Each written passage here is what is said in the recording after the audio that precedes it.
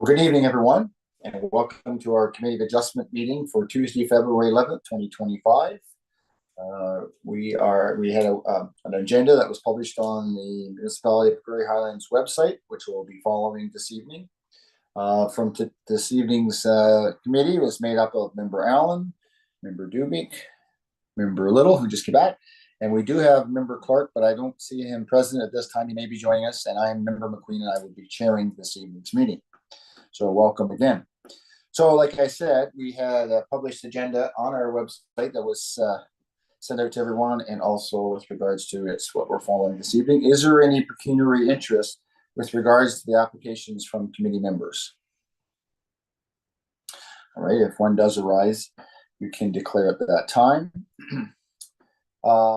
This public meeting was called to address two consents, one consent cancellation, one minor variance under Section 45(1) and Section 53 of the Planning Act. And so from that, we have the minutes of January 14th, 2025. So could I get a mover and a seconder for those minutes, please? Member Little, Member Dubik. Are there any errors or omissions or any discussion with regards to those minutes? All right, seeing none, all in favor of those minutes? That's carried unanimously. Thank you. So moving on to our agenda then of 4.1, we have two new files. One is deferred from our last meeting. So the first file is B02-2025, and this is with regards to Allister v. Brown. So this public meeting is called under Section 53 of the Planning Act, RSO 1990, as amended, with respect to an application for a consent, file B02-2025, affecting lands owned by Allister v. Brown, described as being, now this is quite a mouthful here of the description, but I will try.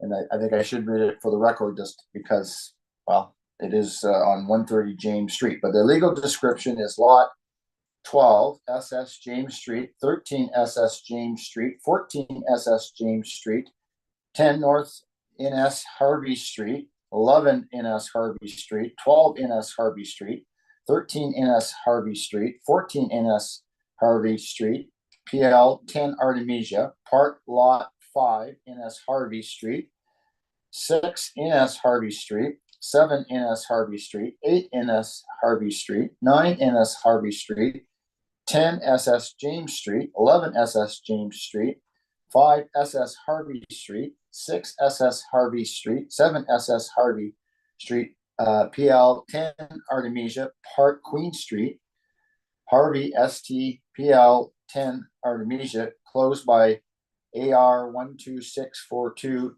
AR 12641, as in R 429216 Brihannes.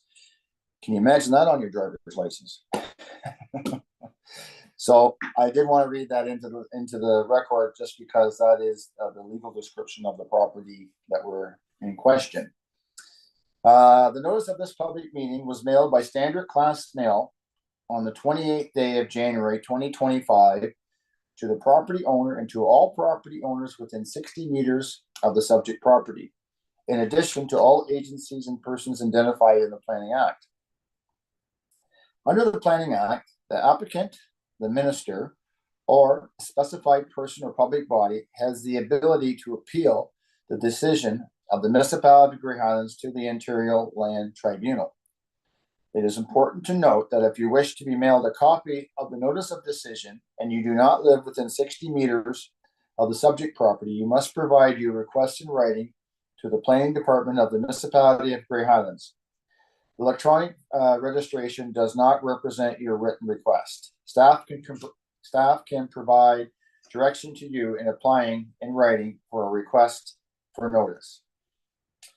So at this time, the committee will hear a presentation by their applicant or their agent. Now, there is a report by Beverly Nicholson. So, Madam Secretary Treasurer, do we have somebody wishing to speak to this application tonight?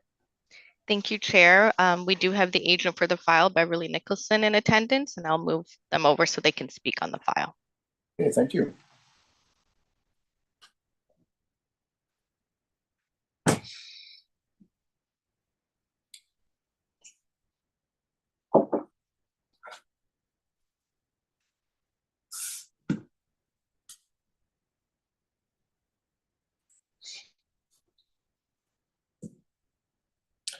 So Beverly, oh, there, I see you're off mute now. Now you're on mute.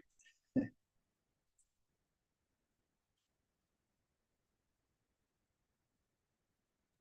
can see Mr. you. Chair, Yes. sorry to interrupt. My internet is a bit funny tonight, so if I lose connection, I'll go out of the meeting and I'll join on my phone. Okay. Especially if it comes down to a decision to be made, for sure. Thank you for that. Ms. Nicholson, you're on my screen, but you're on mute. Or the little red thing is on mute. I'm mute. There you go. Good evening. Thank you, Your Worship. My Thank name you. is Bev Nicholson, and I'm acting as on behalf agent on behalf of Mr. Brown for this meeting. I'm a registered professional planner, and I prepared the planning justification report, which was submitted with the application. The subject lands, and if I believe your staff has prepared a report and you would have had that, there were site plans attached to that report, and I'll be referring to those. Yes. Okay. This property was historically the rail line and held the Priceville rail station, which is why the odd description, as Mr. Chair has relayed, and the odd outline of it. The property retained would be 5.7 acres or 2.32 hectares, would have 122.7 meters of frontage on James Street and 107 meters of frontage on Town Line Street. This property contains the existing dwelling, entrance, and servicing for that use. The proposed lot is on the eastern portion of the property, and that property would have 0.49 hectares or 1.23 acres, 37.7 meters of frontage on Prince Street. It is currently vacant, and although this plan shows a building on it, that building or that outline is provided to show that a building can be located on the property in compliance with the municipal zoning bylaw. The zoning bylaw amendment has been applied for. The property is currently zoned residential, heavy industrial, and development. Heavy industrial because of the historic use, development because it's located within the settlement area of Priceville. The proposal is to rezone the property all residential. The one of the requirements would be a holding on the retained piece, we're assuming, based on staff comment, and that is to ensure that a site condition report is prepared for the retained.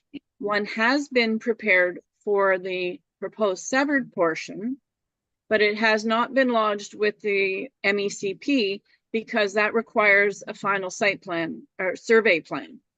And so until we have approval from the municipality, it's wise to wait and not finalize the survey. But as you can see, Mr. Ford, on behalf of the agent, has done a survey on it, and we do know the boundaries of the property quite clearly.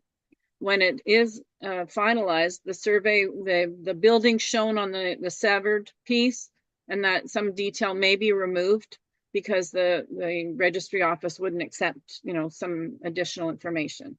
But basically, we know the outline of the property, and that would be finalized after we receive approval. So currently, it's proposed that the entire property would be zoned residential, but there would be a holding on the retained portion. I don't believe there's much else. We have reviewed the staff report, and we appreciate that. Staff are satisfied that this proposal meets provincial policy, county official plan, and local official plan policy, subject to a zoning amendment, which I've explained we've applied for. And we have no objection to the recommendation, of course, that they support this proposal, and we do not object to the conditions that they have proposed either. I'm available to try and answer questions should anyone have any. Thank you. Thank you, Ms. Nichols.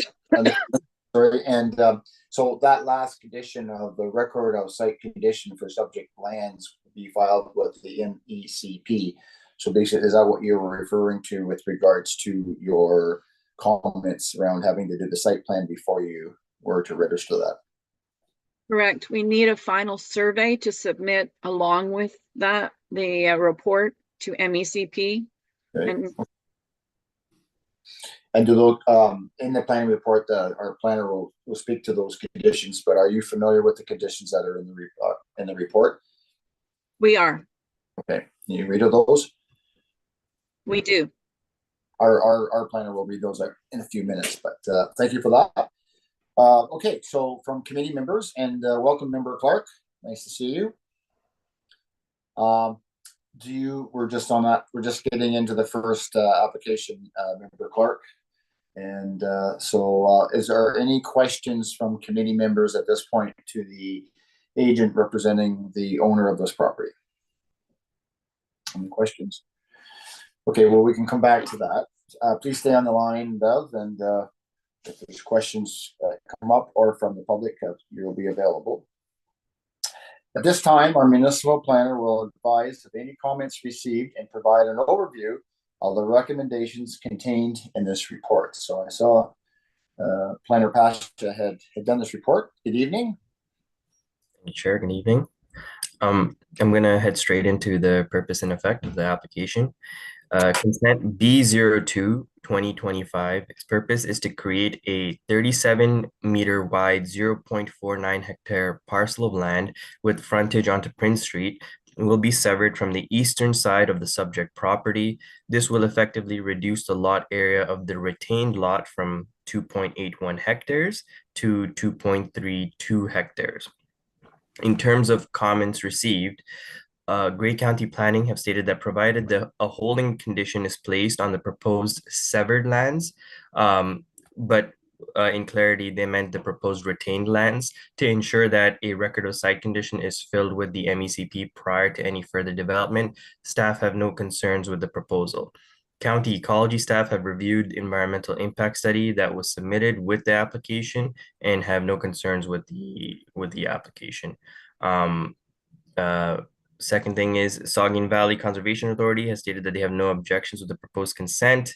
Grey Highlands Building Services have stated that the Building Services asked that all applicable law be met at the time of building permit application to include RSE acceptance and lot certificate. Grey Highlands Environmental Services stated that no comments or concerns from environmental services at this time. And lastly, Grey Highlands Transportation and Public Space Services stated that a residential pre-approval entrance permit has been issued. No other comments or concerns from Transportation and Public Services at this time.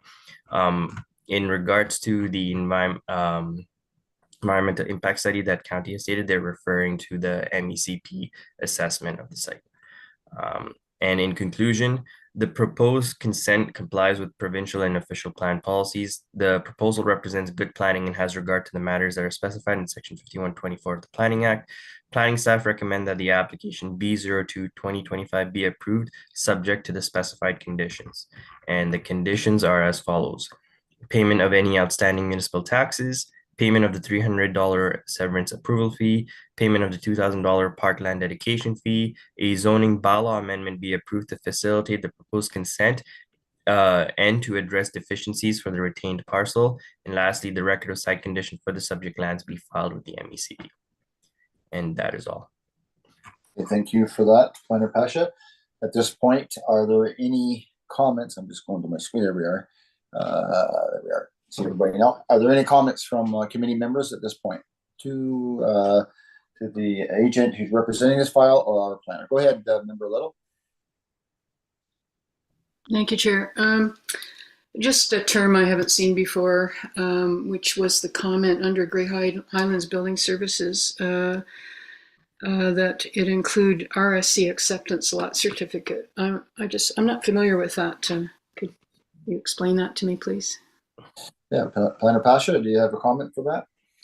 Through you, Chair McQueen. So RC means record of site condition. It's essentially something that we apply on properties that have previously been of an industrial or commercial nature that is being converted to now a residential use. Usually when something of that nature is on the property and is being converted to a residential use, we need to confirm that the ground is free of any contaminants, or if there are any contaminants, we can identify where they're located, how much of it is existing on site. So an RSC, the compliance, a record of site condition, is applied for any property that is being converted from an industrial or a previous use that would include chemicals or that sort, and now is being converted to a residential use and going to have a residential structure on the property. In this case, we felt it'd be appropriate to apply that requirement to this site because of the existence of the rail line on the property as well as the rail station. And RSC is required only for the most recent use on the property. In this case, this area which is being severed, the most recent use of it was the rail line. And then ever since its closure, the property has not been changed or been used as anything else, which is why it triggers the need for an RSC letter. Okay, good question, Councillor Little, or sorry, Member Little. Any other comments? No, that's great. Thank you. Thank you. Any other comments from any other members? All right.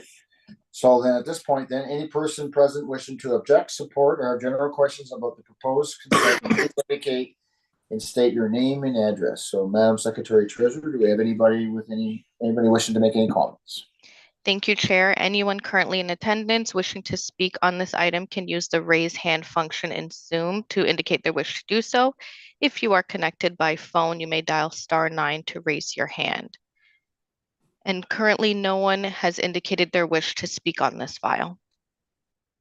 Okay, thank you for that. Any further discussion on the proposed application from committee members? Okay, so this is B022025. If there are no other comments, the conditions have been read. Mr. Chair, Sure, go ahead. Mr. Chair, somebody has raised their hand. Jackson Green. Where am I seeing that? Yes, a member of the public has indicated their wish to speak on this item. Okay, I don't have that menu up, but thanks for catching that. So yes, thank you, Member Allen. So Jackson Green has indicated their wish to speak on this item, so I will allow them to speak. okay.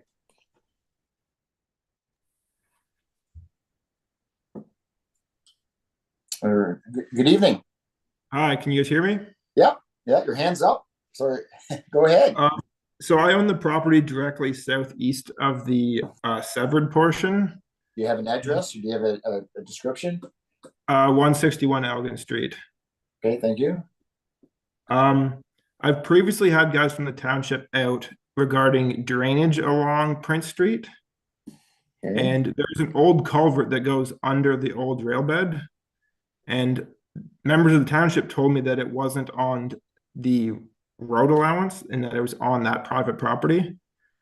And that culvert no longer drains, and the bottom of my property pools with water anytime we get heavy rainfall or snow melting.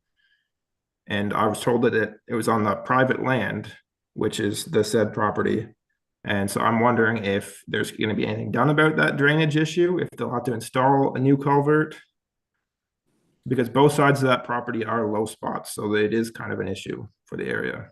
So just hang on there, Mr. Green. I'm going to see if our staff can put the map back on the screen, and maybe you can point out where that location that you're speaking to is. So, okay, do you see the screen? Yeah, so the severed portion, it's right along Prince Street. I'd say it's very close to the edge of the road allowance, but whenever I had the members of the township out here, they told me that it was on the private property. And not on the road allowance itself. Yeah. I see. Okay, and that's on the most. There's no ditching along Prince Street on my property, and then there's a culvert right at the bottom of the hill, but then no water actually makes it through the culvert. And it's kind of filled with dirt and sand right now, so it's ineffective. And if that culvert was working, then it would drain it would drain that area that you're having question in. Yeah. Okay, just hang on. I'm going to ask Miss Bev Nicholson if she has any comments or anything with regards to the applicant on regards to that culvert, and then maybe I'll go to staff as well. Okay. Just stay on the line. Okay, so does any comments from either Bev or from our staff? I believe transportation has been out and looked at it as far as allowing an entrance. I don't know whether they looked at the size of a culvert for that entrance and whether that would make any difference in this regard. So I don't have much more information other than that, but I do know, as I believe your planner has indicated, the road staff has been out. They may have more knowledge. I don't know. So just before I go to our planning staff, so there is an entrance to come off of Prince Street, which may or may not solve the issue of a new culvert, I guess is what we're not sure of, right? Correct. Okay. And they've already accepted, given some approvals to that entrance, so they may have design. I'm not sure. Right. And I'm not sure, and maybe I go back to Mr. Green, but maybe this is a historical thing that drainage is something that dates all way back if it's on private land. Is that a possibility, Mr. Green, that this could be a very historical old culvert or drainage area? Yeah, it's very old. I wouldn't be surprised if they didn't even know the culvert was there. Right. Okay. It's hard to see. Like, you have to be looking for it to find it. Unless there's a lot of water that's not moving around is what you're probably referring to then. Yeah. Okay. So from our staff, Planner Pasha, any thoughts on the comments that have been made here with regards to drainage? Yeah. Through you, Chair. We send the application to the transportation department to get comments from them, and then they go out on site to review the area as well as provide an entrance permit. And if the culvert issue wasn't flagged by them, I don't see why it wasn't, unless it wasn't an issue at the time. All I could say is for the severance process, they look at the property as whether or not it's a developable lot or if it's an undevelopable lot. In terms of grading and stormwater as well as requirements for the culvert, that would come during the time of the building permit submission and the building permit application. So in the situation where someone applies for a residential structure on the property, building staff would require a grading plan for that area to see, okay, where is the water going to be running off to? How is it going to be located? Where is it going to be traversing through the roads? If there is a culvert, if there isn't a culvert, how is it going to be addressed? So that usually comes during the time of the building permit submission when people have to develop the properties. Unless it's just outside of the area of the road allowance or it's on private property, it may or may not get addressed because the roads department, like you had mentioned, maybe weren't aware of this culvert that's presently in place. I see Manager Payne is on. Do you wish to make further comments then? Yeah, I thought I would just confirm that Planner Pasha has this correct. It will be reviewed prior to building permit. I'll also mention that we are going to be going through a zoning bylaw amendment for this particular property. And at that time, we will flag that for transportation to take a closer look. Okay, so then it will get addressed at some point. Yeah. Okay. Mr. Green, do you have any other comment or do you have any further comments to what has been said? Nope, that's everything. Okay. And maybe, I don't know, if nobody else knows what this is, they may have to track you down to show where it is. Yep, I can do that if I have to. Okay. All right. Thank you very much for your comments then. It'll be followed through. Yep, thank you. All right, going back to our secretary treasurer, our member Alan, is there anybody else wishing to speak? Thank you, Chair. Looking at the list again right now, and no one else has indicated their wish to speak on this file. Okay, well, thank you for that, and that sounds like a very important comment that was made. All right, well, any further comments then from committee members? All right, the conditions have been read out, and the planner representing the file has indicated that they have no issues with the conditions that were listed. So if there's no other comments on this file for BO 2025 for consent, which will have to go to zoning as mentioned, and with regard to that culvert and site plan will be picked up as well. So your position on this application, Member Little? I support this consent application with conditions as read. Okay, thank you. Member Allen? I support the consent with the conditions as read. Okay, Member Dubik? I support the consent with conditions as read. Okay, thank you. And Member Clark, good evening. You're still on mute there, Member Clark. There you are. How's that?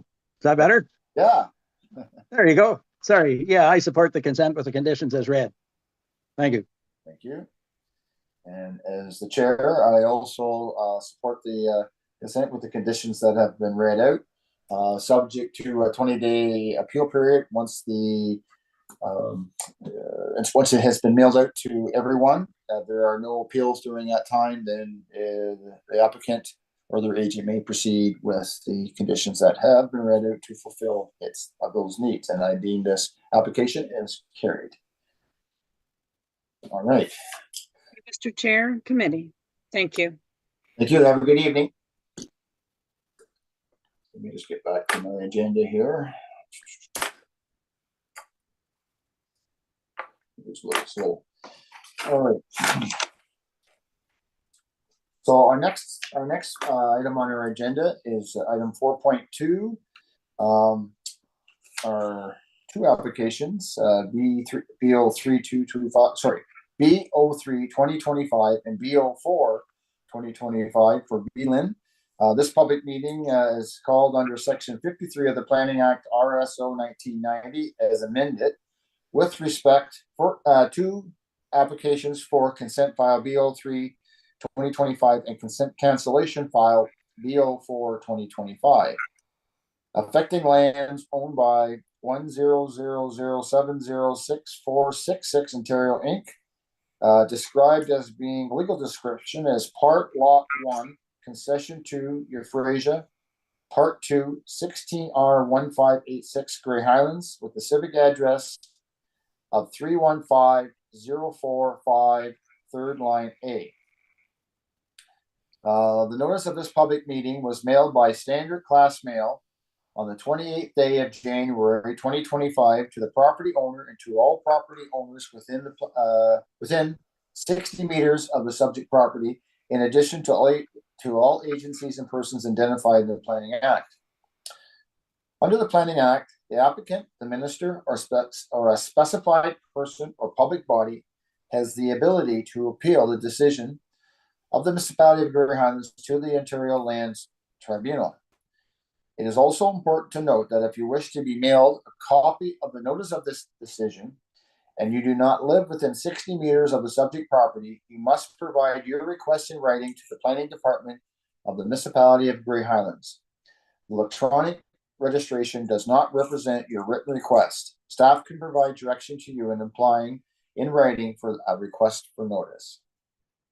At this time, the committee will hear a presentation by the applicant or their agent. Now, I see the planning report is by Wells Associated. So, Madam Secretary Treasurer, do we have somebody wishing to speak to this application? Thank you, Chair. We do have the agent for the file, Miriam, in attendance, and I will move them over so they can present the file. Okay, thank you for that.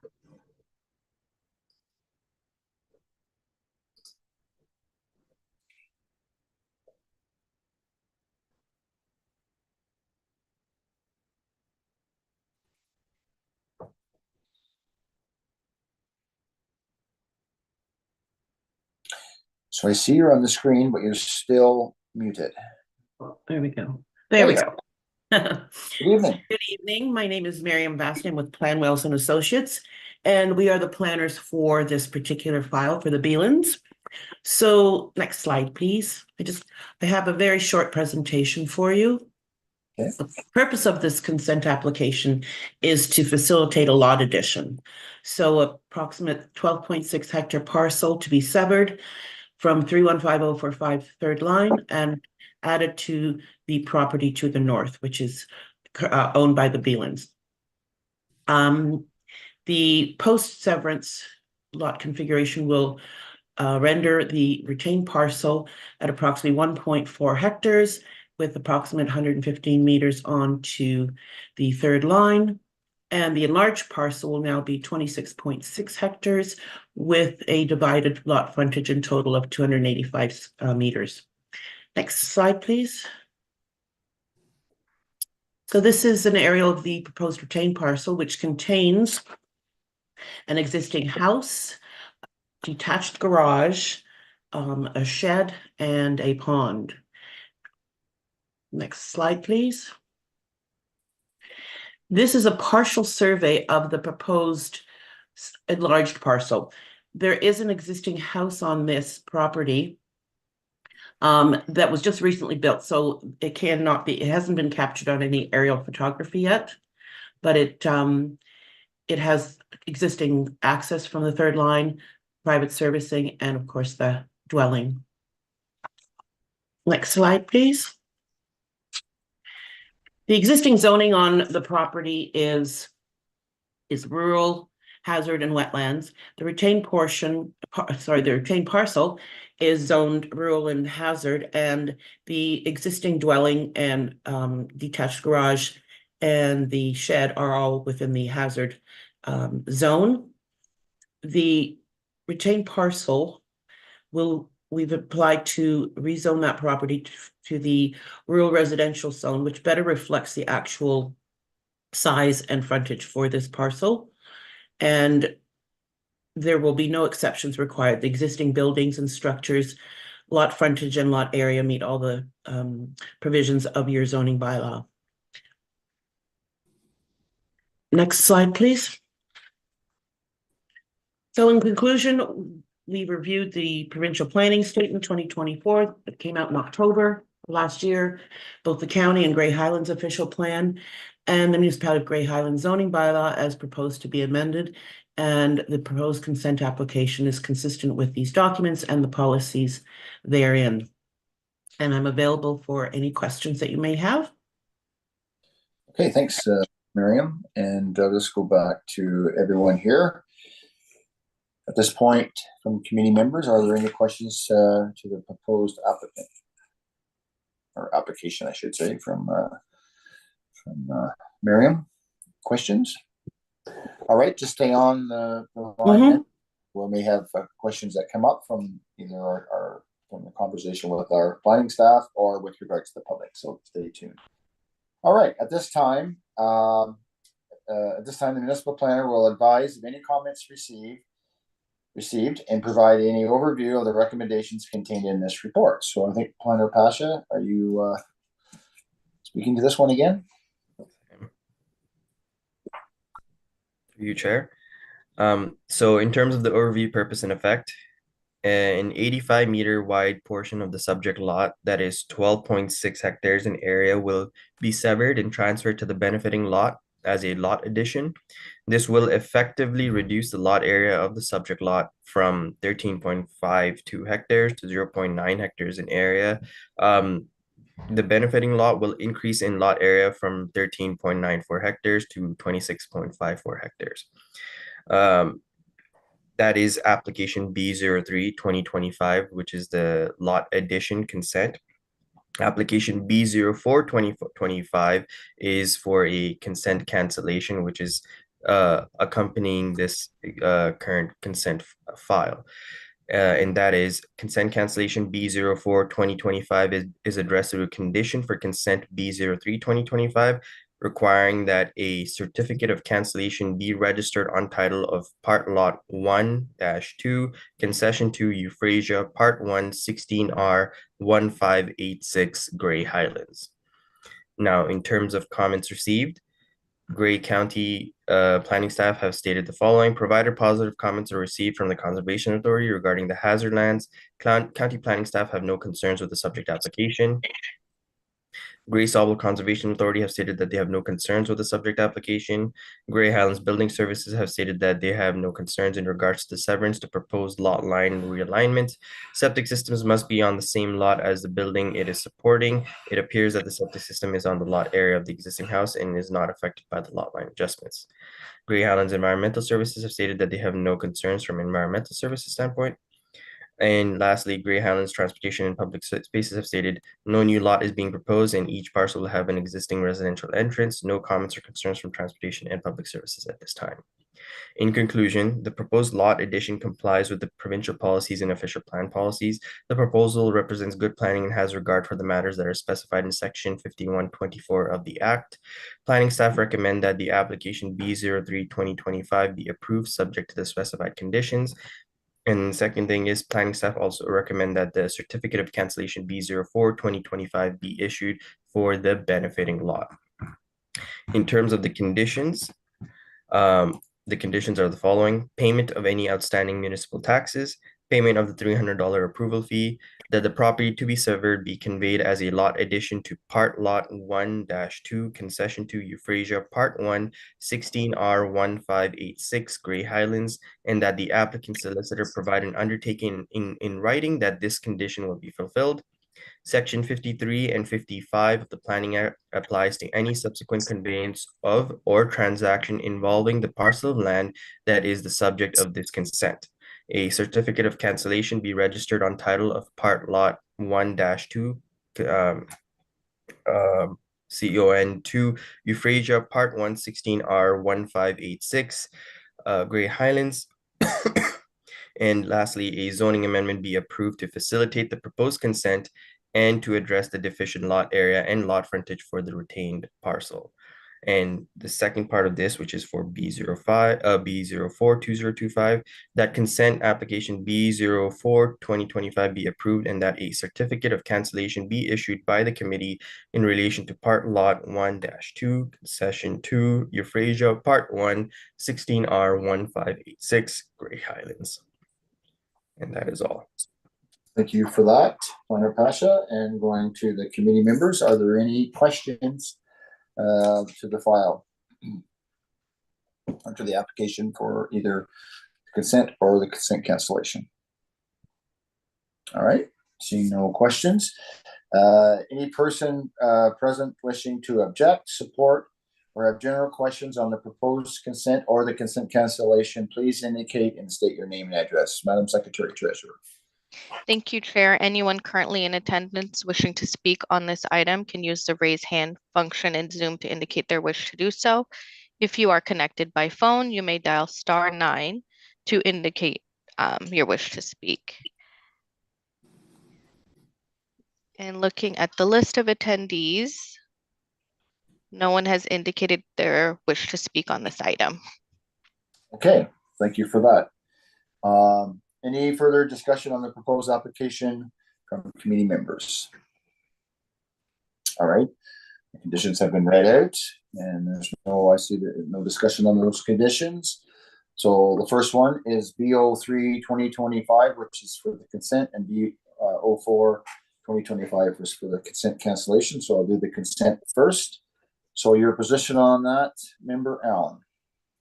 I support the consent with the conditions as read. Okay, Member Dubik? I support the consent with conditions as read. Okay, thank you. Member Clark? Yes, I support the consent with the conditions as read. Okay, thank you. Member Little? I support the consent with conditions as read. Thank you. As myself, as Member McQueen, as chair, I also support the consent application with conditions that have been read, subject to a 20-day appeal period once the decision has been mailed out. If there are no appeals during that time, then the applicant may proceed with those conditions, and I deem this application is carried. All right, now for the cancellation certificate, BO4 2025. Member Dubik, your position on that? I support the certificate of cancellation. Okay, thank you. Member Clark? Yes, I support the issuance of a certificate of cancellation. Thank you. Member Little? I support the issuance of the certificate of cancellation. Okay, thank you. And Member Allen? I support the issuance of a certificate of cancellation. Okay, thank you. And as myself, Chair McQueen, I also support the cancellation certificates. There is no appeal during that time, so that has been carried. Okay, that takes care of that one. So now we'll move on. I'm just going to flip my agenda back here. Thanks everyone for that. No questions, Miriam? Good night. All right, we'll move on to our next file, which is a deferred file.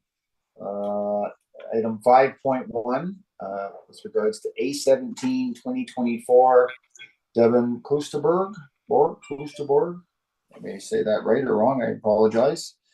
So with regards to this was deferred from our last meeting in January. So with regards to item 5.1, the application is A17 2024 Devin Kloosterboer. This meeting was called under section 45.1 of the Planning Act, RSO 1990, as amended, with respect to an application for a minor variance, file A17 2024, affecting lands owned by Devin James Kloosterboer and Sean Russell Delat. Please correct me when we get to that if I'm saying that wrong. Described as being legal description RDAL BTN Lot 10 and Lot 11 Artemisia, closed by GS 31474, adjacent to concession for NDR Grey Highlands. The property in question has a civic address of 714-340 Baseline. The notice of this public meeting was mailed by standard class mail on the 28th day of January 2025 to the property owner and to all property owners within 60 meters of the subject property, in addition to all agencies and persons identified in the Planning Act. Under the Planning Act, the applicant, the minister, or a specified person or public body has the ability to appeal the decision of the municipality of Grey Highlands to the Interior Land Tribunal. It is important to note that if you wish to be mailed a copy of the notice of decision and you do not live within 60 meters of the subject property, you must provide your request in writing to the planning department of the municipality of Grey Highlands. Electronic registration does not represent your written request. Staff can provide direction to you in applying in writing for a request for notice. At this time, the committee will hear a presentation by the applicant or their agent. Now, I know the report was authored by Matt Rapke, but Madam Secretary Treasurer, is there somebody wishing to speak to this application? Thank you, Chair. The agent for the file, Matt Rapke, is in attendance, and I will move him over so he can present. Okay, thank you.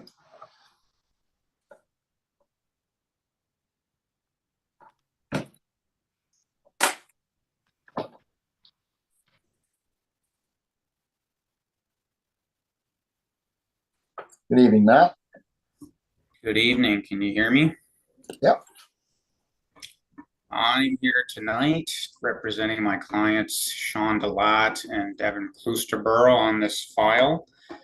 I'm going to do a bit of a long presentation, as three of you are familiar with this file from a few years ago when it was proposed as a zoning amendment or something very similar to this. It went to council, so there's some history on this file.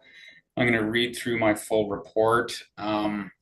When it went to council, one of the reasons it went as a zoning amendment, there's a lot of discussion on whether it met the test of minor as a minor variance, which I firmly believe it does. So I am going to read a couple excerpts of case law in Ontario on what defines minor as it pertains to a minor variance, because this is numerically, there's a big deviation here, but that is not the test of a minor variance. And it's important to understand on this application. So the subject property is a vacant 1.5 hectare parcel that was originally laid out as a road allowance, and that was closed by municipal bylaw in 1959. The property is about 1 kilometer northwest of Ceylon, fronts onto baseline, and is 20.12 meters wide by 742 meters deep. The lot is zoned agriculture A1 and restricted agriculture A2, with the majority of the lot falling within the restricted agriculture zone. The owners of the subject property plan on constructing a new single detached dwelling on the lot, which is a permitted use within the A2 zone. The owners plan on locating the dwelling roughly 100 meters from the front lot line. However, the final location of the dwelling may be anywhere that is permitted by the minimum front yard and rear yard setbacks of the A1 or A2 zone. And just to be clear, both of those zones have the same provisions as it pertains to setback. The only difference between the two is that the A2 zone doesn't allow intensive livestock operations, which is not relevant to this application. The A2 zone has a minimum interior side yard setback requirement of 15 meters. Due to the lot only being 20 meters wide, it is not possible for a dwelling to be constructed 15 meters from both interior lot lines. A minor variance is therefore required to allow for the construction of a 24-foot wide single detached dwelling with a 6-meter setback from each interior side yard.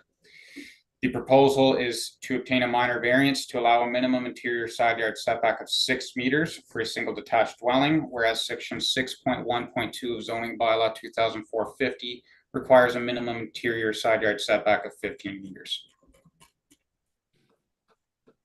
So background on this file: in 2020, zoning bylaw amendment application Z63-2020 was brought forward to rezone the property to apply site-specific minimum interior side yard setback of 5.7 meters.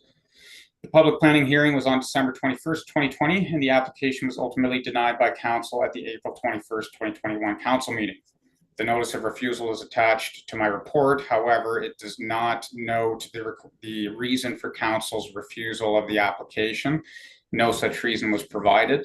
If you watch back the YouTube video from that session, there's some discussion for about 15 minutes. And the prevailing reason seemed to be from various councillors was that the lot was just generally too narrow for the appropriate development of a house in the countryside. I obviously don't agree with this conclusion, given the recommendation of myself and the content of my report, but that is how the discussion went. This report assesses the merits of the current planning application before the Committee of Adjustment based on the criteria that are laid out in the Planning Act, which are the criteria that the Committee of Adjustment must consider when rendering their decision to approve or deny a minor variance. So I note this because council's decision is not relevant to committee's decision tonight. What is relevant are the 4 tests and what is presented before you tonight. This report also provides evidence of at least 24 existing dwellings with similar setbacks from agricultural fields that exist throughout the Grey Highlands countryside to demonstrate that this is not an abnormal countryside development in this locality. So I perused the imagery of Grey Highlands against the parcel fabric, and I found, in half an hour or so, at least 24 other instances of this exact same scenario that already exist. And again, what I'm demonstrating here is this is not abnormal in Grey Highlands. This is a normal setback in the countryside, and even complies generally with the provisions of the zoning bylaws that exist now. So the section 45(1) of the Planning Act is the section that grants committee the power to grant minor variances. And under that section, the variance must meet 4 tests. It must maintain the general intent and purpose of the official plan. It must maintain the general intent purpose of the zoning bylaw. The variance must be minor in nature, and the variance must be desirable for the appropriate development or use of the land. All decisions of the Planning Act must also have regard for matters of provincial interest and therefore must be consistent with the PPS. And at this point, before I go into those tests, I will read over some summaries, some excerpts from those cases, as I mentioned. And I've sent these to Manager Payne. There's a summary document that conveniently has a whole bunch of case law. You can reference them on the CanLII legal database. but I'll just jump into a few. So starting in 1971, the Ontario High Court made a ruling on Perry et al. And Taggart et al. This is in regarding a reduction in minimum lot frontage. And again, there's a bunch of context in this decision, but the important part here is where the judge says at first sight there would seem to be much in this contention, but on further reflection, it becomes clear that the phrase minor variations is a relative expression and must be interpreted with regard to the particular circumstance involved. A variation of 19 feet in the frontage of a building lot might be minor in some instances and minor and major in other instances. So it is necessary to look at the whole picture in any given case in order to determine the meaning of the term. The record here, I think, supports the view that a good deal of flexibility must be given to this term minor variation. It appears from the proceedings before the Committee of Adjustment in 1970 that the said committee had inspected the neighborhood and found that very few of the homes there had 60-foot frontage, and the applicants only had 50 feet. The record shows that no adverse effect would be created for adjoining property owners by the proposed variation from 60 feet to 41 feet. So this is linking the determination of minor with a tangible adverse effect. Another decision from 1977, McNamara et al. And Colkin. The legislator confided to committees of adjustment and to the municipal board the authority to allow minor variances. The statute does not define these words, and their exact scope is likely incapable of being prescribed. The term is a relative one and should be flexibly applied. No hard and fast criteria can be laid down. The question whether a variance is minor must, in each case, be determined in light of the particular facts and circumstances of the case. In certain situations, total exemptions from a bylaw will include a variance from falling within the category of minor variances, but not necessarily so. In other situations, such a variance may be considered a minor one. So this decision is actually saying you can completely eliminate a requirement from a zoning bylaw and it can still be considered minor. In Motissi versus Bernard in 1987, this OMB case, as already noted, the 4 variances now being considered have to do with rear yards, lot areas, and setbacks from Westgate Boulevard of the proposed house. Are they minor? It is almost trite to say that what is minor and what is not minor cannot be calculated mathematically. What is considered a minor variance in one case could well be considered not minor in another case. It depends upon the established facts of each particular case. So a few more here, but the point I'm trying to get across, because it is important in this one, is that the mathematical calculation of 15 minus 9 to equal 6 doesn't matter. It is not relevant to the decision tonight. And even when it's going from both sides, you end up with negative space with the standard setback. That doesn't matter. What matters is what is there a negative impact? And in the context of the zoning bylaw and its existing provisions, is it minor? And in my analysis, I will go into that. So with the PPS, the property is designated agricultural in the Grey Highlands and Grey County official plans. PPS, it wouldn't allow new lot creation. That is also not what we're talking about here tonight. This lot exists and the use is actually already permitted by the zoning bylaw. So does the PPS permit residential uses on existing lots of record? Yes, it does. It needs to, or you'd never be able to build a house on a farm lot. So there's no PPS problem here. The PPS also doesn't care too much about setbacks other than MDS, minimum distance separation setbacks. There's nothing here that's a concern for MDS. There's no barns within 750 meters of the proposed use, so there are no MDS concerns. Intent of both the official plans, again, just like the PPS, both official plans permit houses in the agricultural designation. One thing that is relevant, there's significant woodlands on the lot next door. The official plan requires that no new development within or adjacent to significant woodlands can proceed unless it demonstrates there will be no negative impact on the natural features of the ecological functions. First time this came forward, Grey Sauble Conservation Authority, and by the way, my report is mistaken. It said Grey Sauble owns the land next door. That land's regulated by Grey Sauble, but it's SVCA that owns the land next door. Either way, both agencies provided comments and had no concerns then, for the most part. Again, Grey Sauble has commented, not noting any concerns, and the county, who's now responsible for commenting on the ecological matters, has noted that this development is insignificant and doesn't pose any concern from that policy perspective. So as far as setbacks go, specific setbacks, there's nothing in the official plan that would, prohibit a 6-meter setback. And again, the Grey Highlands zoning bylaw already permits this on rural residential lots. So, inherently the official plan should be permitting that if the zoning bylaw is to align with the official plan.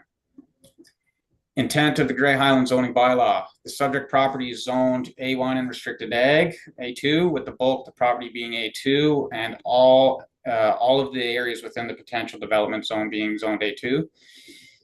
The A2 zone has the same provisions as the A1 zone, as I mentioned, and as far as those provisions go, it complies with everything other than this interior side yard setback. It complies with the front yard setback, the rear yard setback, height. Again, it is a permitted use already in this zone. The zone permits one single detached dwelling. It's important to recognize that the A2 zone has been applied to the subject property, which is a zone that explicitly identifies the proposed use of a single detached dwelling as permitted use. Proposed use is therefore clearly contemplated by the zone that has been applied in the zoning bylaw. The minimum interior side yard setback is the only one not complied with, which it's not possible to do. One section of the bylaw that must be considered here is section 6.1.5 that says special provisions for lots having less than 1 hectare of area in the A1 zone and also therefore the A2 zone, which says the regulations of section 7.3 rural residential zone shall apply to all existing lots of record as of the date of passage of this bylaw within the A1 and A2 zones with lot areas less than 1 hectare. What this provision does is when it recognizes, especially from pre-amalgamation, the RUR zone didn't necessarily exist. A lot of the other bylaws just had agricultural zones. And when everything got brought together, the lot fabric was not gone over perfectly with a fine-tooth comb for every lot that was 2 acres or less than 1 hectare. So a provision was built in recognizing that smaller lots might be zoned agriculture, and that then the rural residential zone provision should apply, because for all intents and purposes, those existing lots of records are rural residential lots. So that means they have roughly 2 acres of land, again, less than 1 hectare, and they would then have the lower interior side yard setback specified by the rural residential zone, which is the 6-meter setback that is being requested. And if the Secretary Treasurer has my report open, if she could go to page 8, there's a similar but different, is that sketch? Let's wait here for a second. And the 2 sketches I provided kind of illustrate what would happen if this lot was effectively identical, everything were the same, but the lot were actually smaller, having less depth, and then being less than 1 hectare in area. If that were the case, we wouldn't even be here. The exact proposal before you would just be permitted as of right by the bylaw with the existing provisions.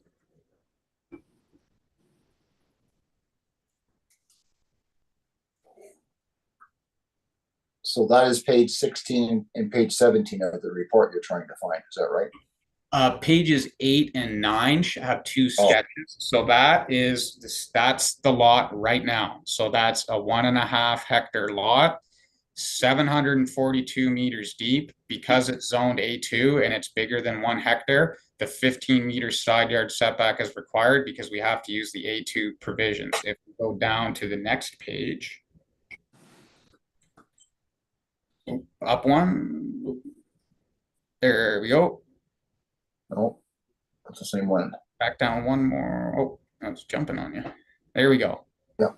So by reducing the depth by, give or take 300 meters to 480 meters, everything else is identical. We go just under 1 hectare.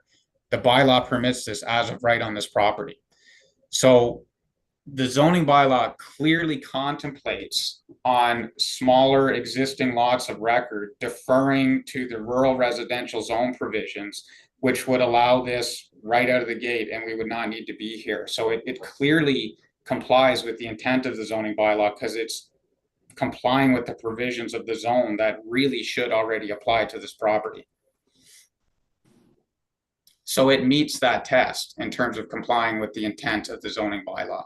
In terms of minor in nature, it's difficult not to come to the same conclusion that this is minor in nature when the zoning bylaw, again, default would, if the lot were smaller than what we have, we had less space to work with, it would already be allowed. So again, this request require what the minor variance, the minor in nature test actually requires that the request not be patently too large and too important.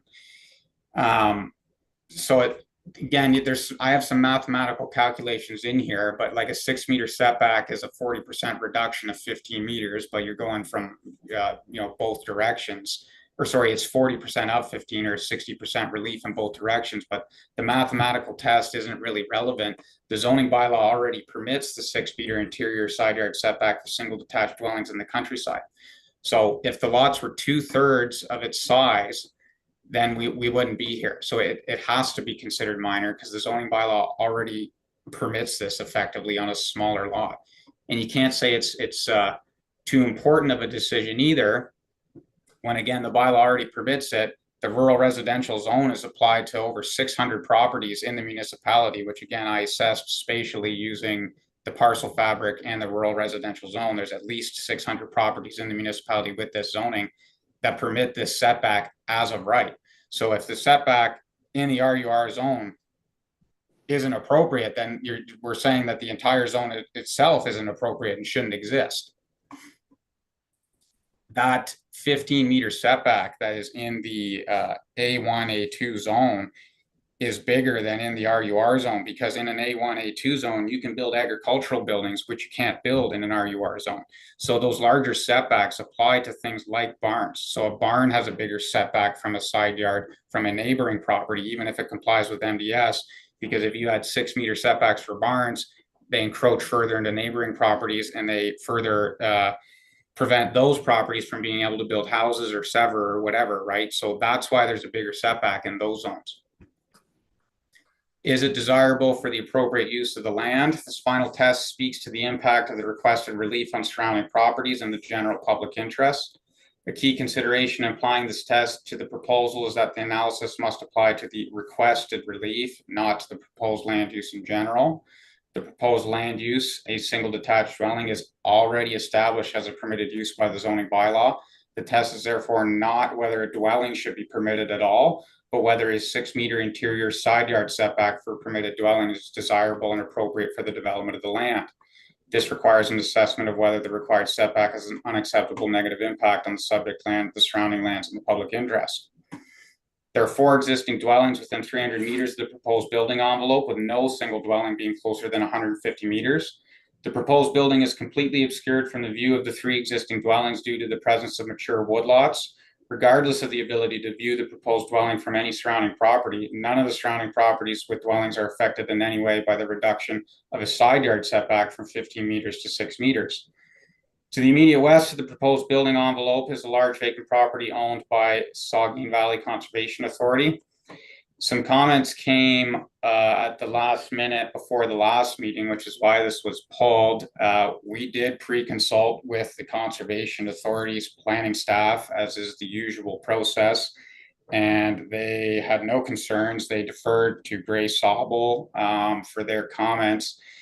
The Conservation Authority offered alternative comments from another staff member objecting to this variance. Reasoning was not provided in those initial comments. I have received further comments that were sent about 30 minutes before tonight's meeting, stating that the concerns were over the managed woodlot on the Conservation Authority's property.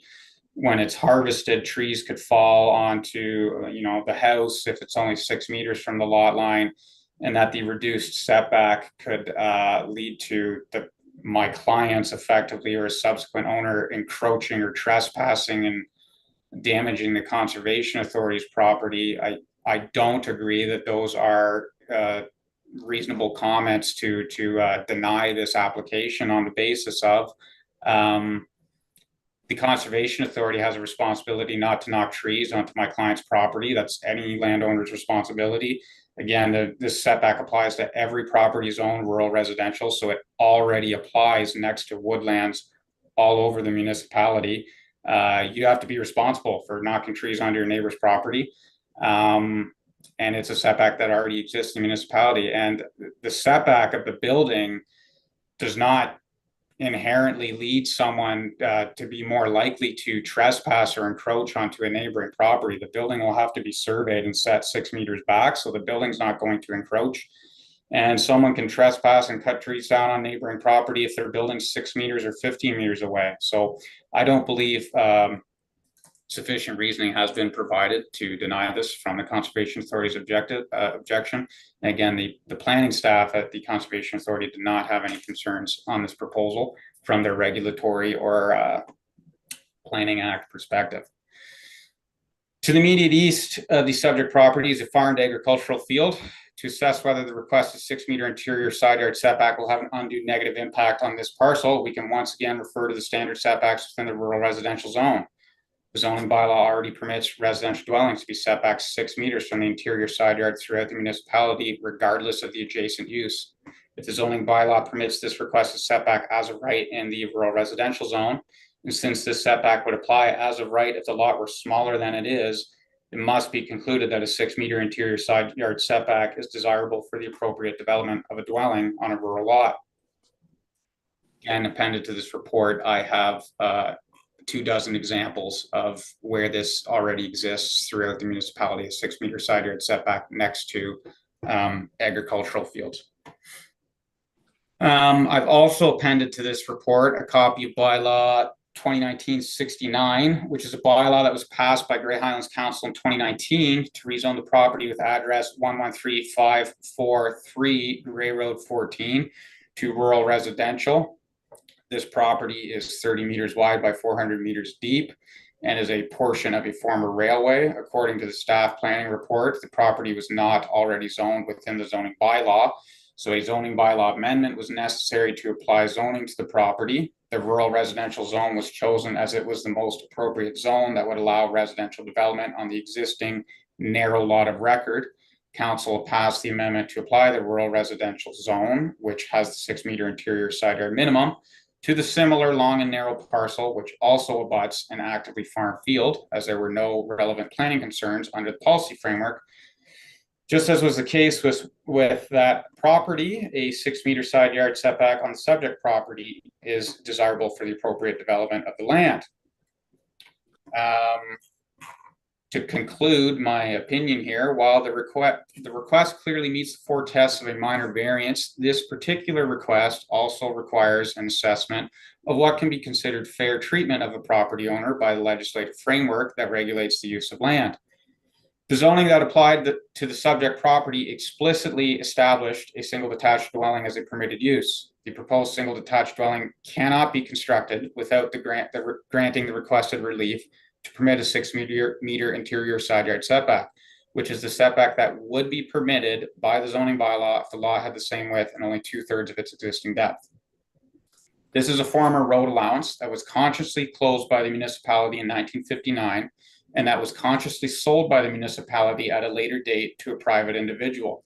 At no point in time did the municipality impose a building restriction on title or impose specific zoning provisions that had the clear intent of prohibiting development on the subject property. If the municipality intended to prohibit development on the subject property, the municipality should not have sold the property, or the municipality should have applied a site-specific zoning that clearly prohibits development, such as the no development zone that exists within the zoning bylaw. Neither of those actions were taken by the municipality, and the municipality therefore presumably intended for development to be permitted on the subject property.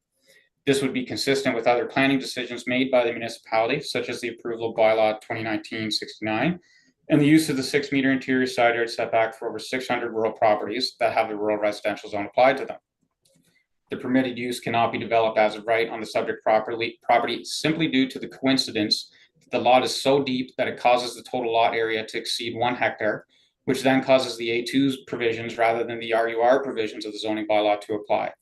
To deny the development of the permitted use in accordance with the RUR zoning provisions of the zoning bylaw on an existing lot of record that was sold by the municipality would be unfair treatment to the property owner and would represent an inconsistent application of the 6 meter minimum interior side yard setback that is applied to hundreds of rural properties in the municipality. The proposed request to allow a 6-meter minimum interior side yard setback rather than a 15-meter interior side yard setback is consistent with the PPS, satisfies the 4 tests to grant a minor variance under section 45(1) of the Planning Act, represents good planning, is in the public interest, and is a fair and necessary request for permitted use to be established on the subject property. We request that the Committee of Adjustment grant the proposed relief. And before I conclude here, I have looked at a few of the comments and have made a couple notes in response. So a couple of them are saying, you know, the request is not minor because the variance being requested is too large. So I think I've addressed that already. The previous zoning amendment was denied and the municipality needs to be consistent in their decisions. Again, that's actually not what the committee needs to do. The committee needs to make a decision that has regard for those 4 tests, the minor variance. The council's previous decision is not relevant.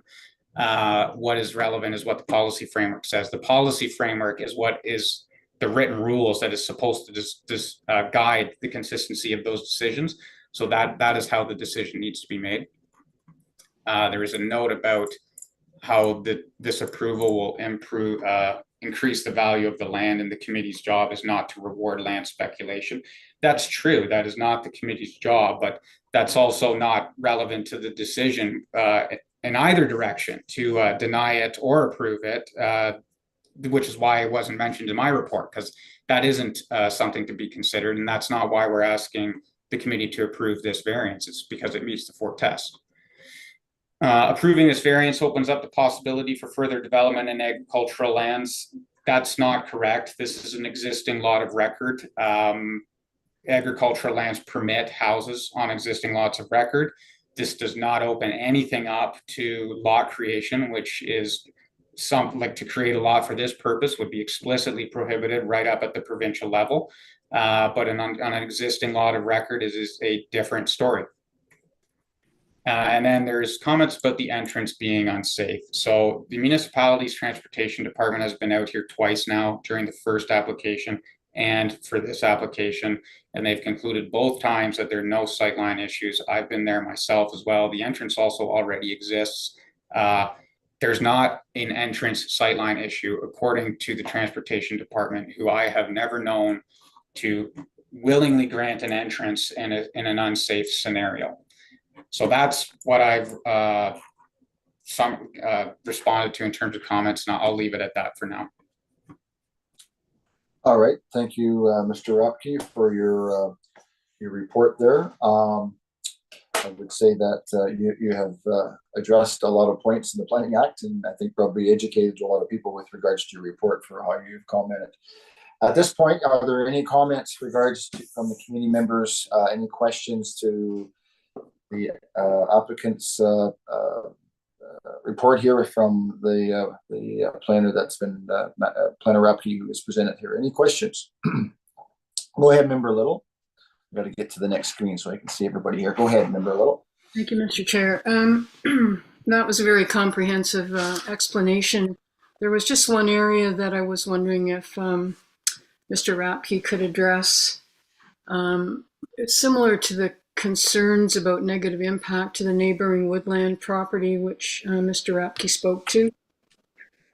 Concerns have been raised about the potential negative impact to agricultural operation on the neighboring property.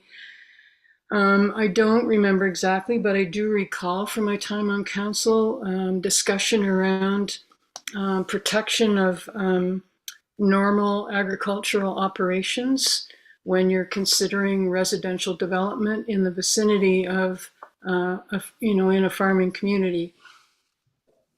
So I'm just wondering if Mr. Rapke, you're able to speak to that idea of normal farming operations not being threatened, I guess, by the proximity of residential dwellings.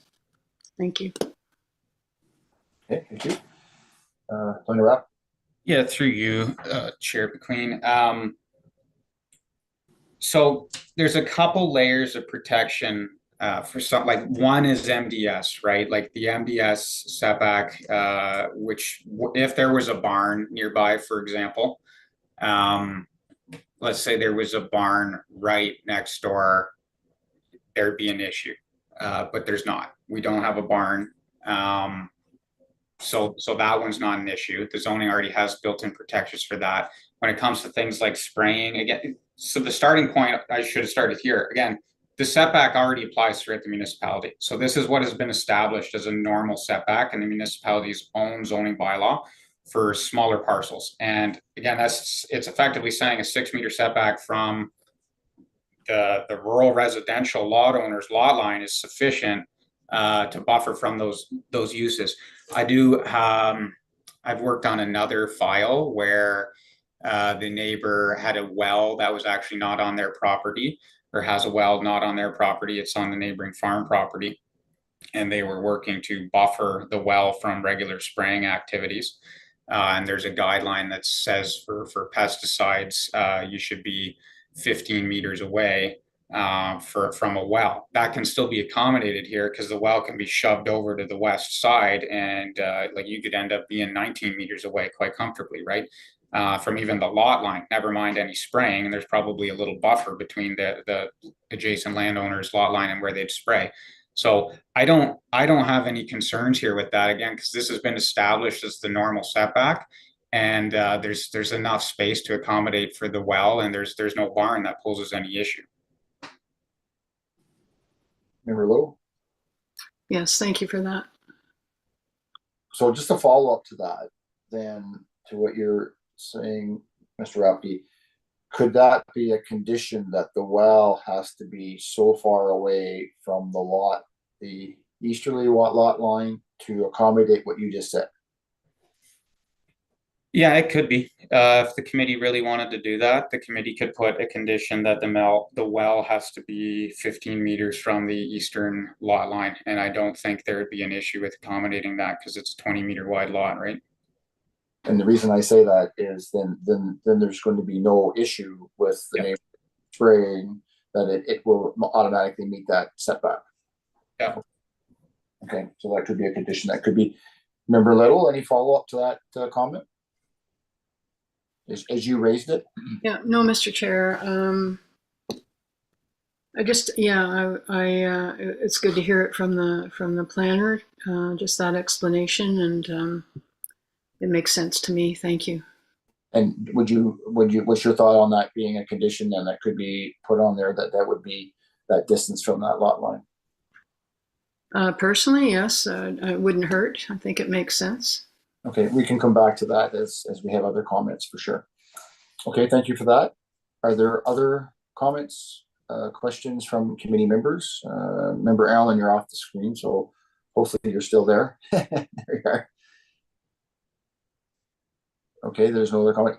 Go ahead, Member Dewitt, go ahead. Hi, thank you.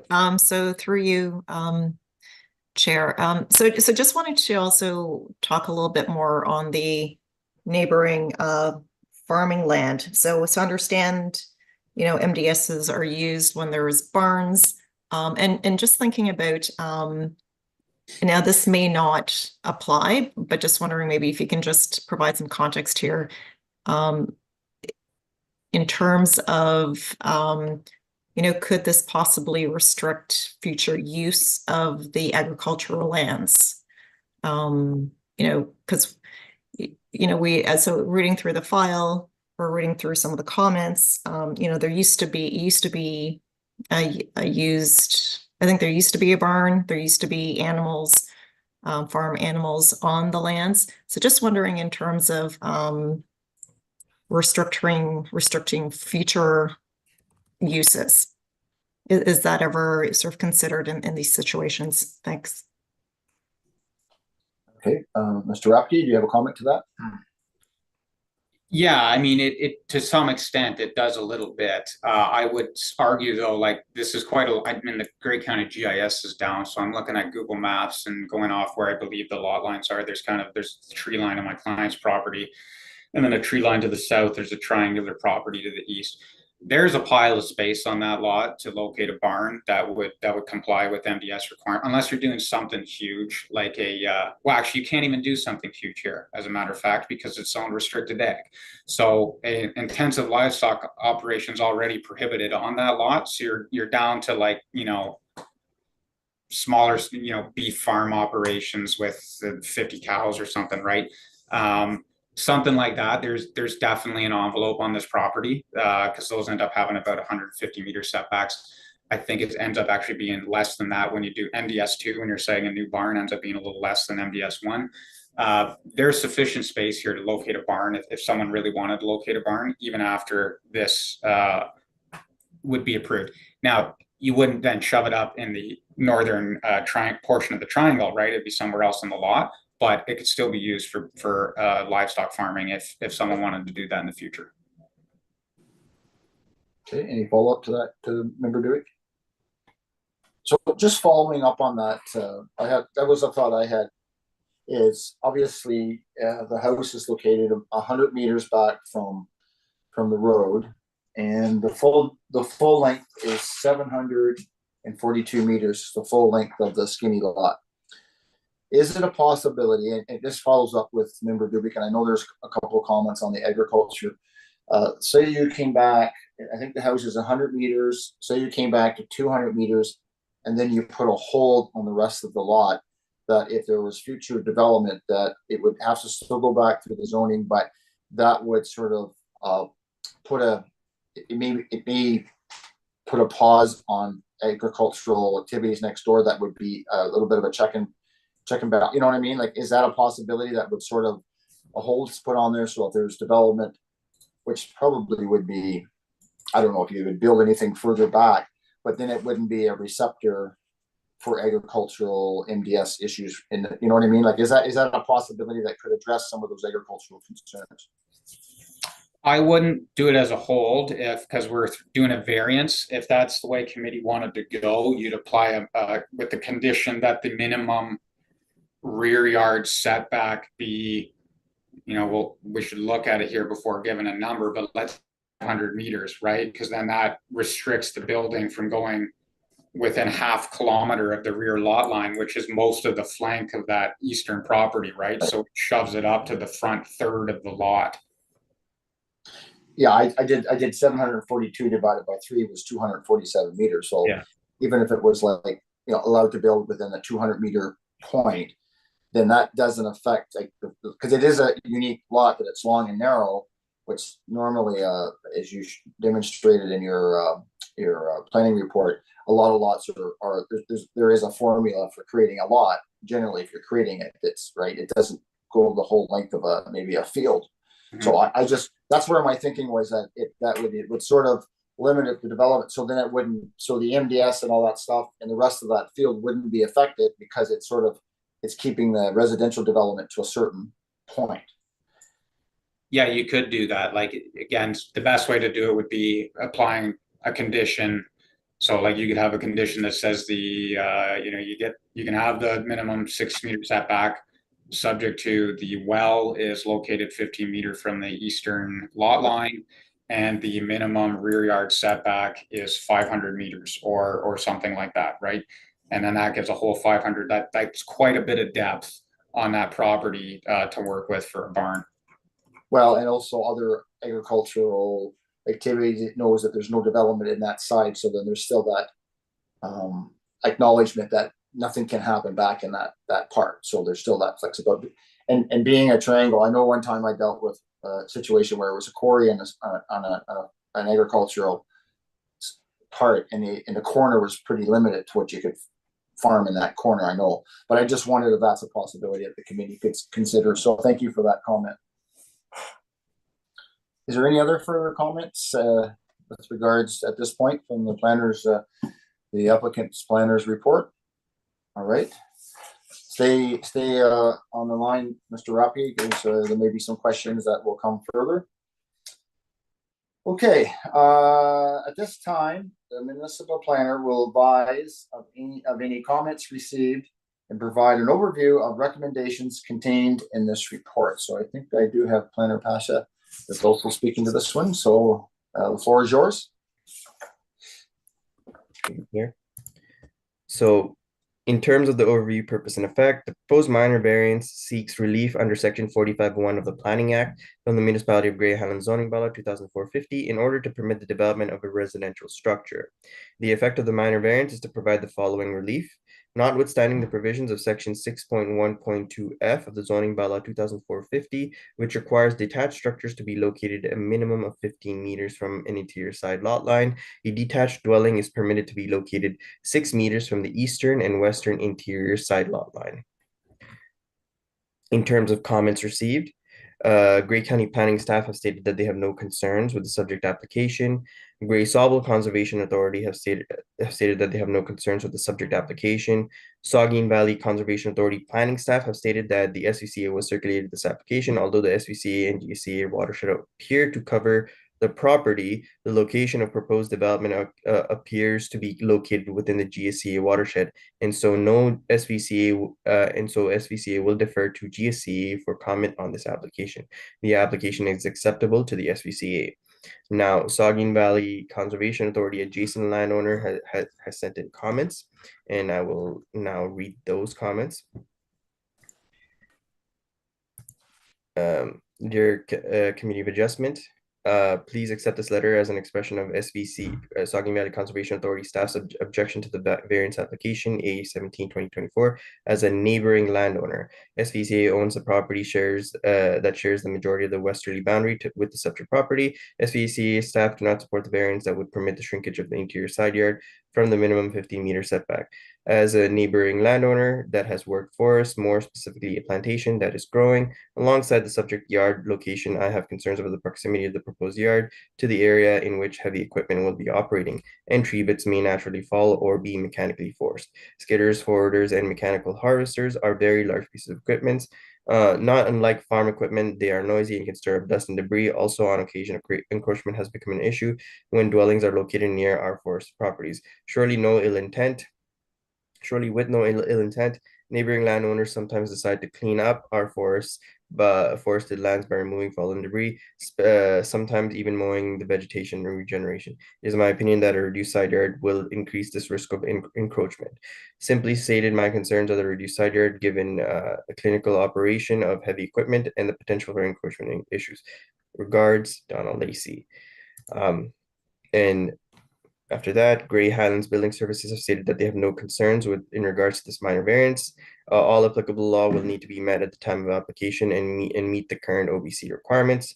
Grey Highlands Environmental Services have stated no concerns, and Grey Highlands Transportation Services have provided a residential pre-approval entrance permit. They have issued that, and they have no other comments or concerns from Transportation or Public Services at this time. In conclusion, planning staff believe that the proposal complies with the required test to warrant a minor variance application and are in sorry about that, and are in agreement with the conclusions stated within the planning justification report of the agent. I will now go over the comments that we received from the public. So first comment in here is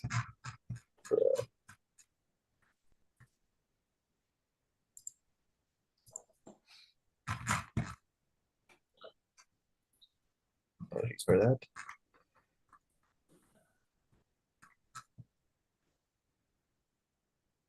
I believe it's Patricia Boyle. To members of the Committee of Adjustment, I'm writing to request this minor variance be denied. My comments are the following.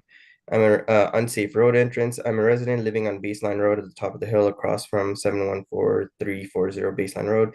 Built my home in this property in 1995. After the 2001 application was designed by council vote 6-1, I was reassured that Grey Highlands had the mechanisms in place to protect its citizens' right to safety and consistency as outlined in the Transportation Association of Canada guidelines. I was dismayed to learn the current planning department has chosen to disregard safety concerns and support the application since traffic concerns have worsened since 2021. Sightlines do not meet minimum edge requirements to allow for adequate stopping distances, measured 4.4 meters from the edge of the traffic lane. The entrance permit from this proximity has approved this property was approved based on pre-existing field entrance that in fact did not exist. The north sightline is obscured by trees on the adjacent property, see attached photo. On the south, approaching traffic is obscured in the dip in the road. Entrance is located on a hill that has frequently accelerating and decelerating trucks, resulting in cars dangerously passing. Car, truck, and horse and buggy traffic have increased. Baseline Road is increasingly used as a bypass around Flesherton. Baseline Road was repaved in 2023, resulting in cars going over 100 kilometers an hour, requiring longer sightlines and stopping distances that don't exist now. The repaved road was raised 3 inches, further obscuring cars and horse and buggies in the dip in Baseline Road and to the south. Building a house in this location will be the 5th residence on this hill. Building a house in this location is not in the public interest. It would further endanger users of Baseline Road. Council decision in 2021 was correct one, and the current application should be denied. Next one is from Doug Griffiths. 2 members of Committee of Adjustment. As a resident of Grey Highlands, I'm writing to ask that the minor variance application be denied. Previous zoning amendment denied. This matter was previously brought before council in 2021 and was denied by a significant 6-1 vote. Since the time, nothing has changed except that the property has changed owners to the current owner purchased the property with full knowledge of the previous decision, and that real estate listing and advertised the property is non-buildable. Not a minor variance. This application is not properly before Committee of Adjustment, as the request is not a minor variance. Current zoning requires 15 meters side yard setbacks on both sides, whereas the property is only 20 meters wide. The owner is asking for 18 meters of relief from the setback requirement of 90% of the width of the property. This is not a minor variance. Agriculture zoning. The owner is arguing that the property should be considered similar to a rural residential zoning. For the purpose of this application, this property is zoned agriculture and the corresponding provisions of the zoning should apply. This application is in effect a zoning bylaw amendment, and the owner should follow that process. 9, speculation. Approval of this application will significantly increase the value of this property. I do not see rewarding land speculation as the role of the Committee of Adjustment. Potential further development. Approval of this application would in effect accept that this property could be further developed, including a second residence. Once the variance is approved, then other buildings can follow. Next one is from Doug Wilton. Doug Wilton states, I am writing to express my strong concern regarding the proposed building permit application for the property at 714-340 Baseline Road, Ceylon. As a neighbor with the adjoining property, I believe the proposal poses significant risks and challenges that need to be carefully considered. Concerns with the minor variance. The applicant is requesting 60% reduction in both side yard setbacks, which is far from a minor variance. The applicants are requesting that 15-meter side yard setback be changed to a minimum of 6 meters. The total side yard setback requirement is 30 meters, but the property in question is only 20 meters wide. Substantial variance effect amounts to a request for rezoning rather than a minor adjustment, and therefore this matter should not be before the Committee of Adjustment. Moreover, the proposal was appropriately rejected by council in 2021. No new circumstances have arisen since that time, other than a new applicant. The previous decision to reject the proposal should therefore stand, and therefore there's no basis to overturn the municipality's previous ruling. Impact on property values and use. Approval of this variance would set a troubling precedent for the municipality, could encourage similar requests on other unopened road allowances, potentially leading to increased development in agriculture zones. Potential long-term implications. Approving this change in a potential dwelling on this property would open door to further development, which would alter the agriculture nature of the area. Such changes could disrupt the functionality of neighboring agricultural lands, including my own, as well as hinder the operation of businesses like mine that rely on established setbacks and zoning regulations. In conclusion, I believe that approving this variance would be a mistake that could have far-reaching negative effects on the surrounding area. This property was sold with the understanding that it was a non-buildable. Please see attachment below, and the decision from 2021 should stand. I urge the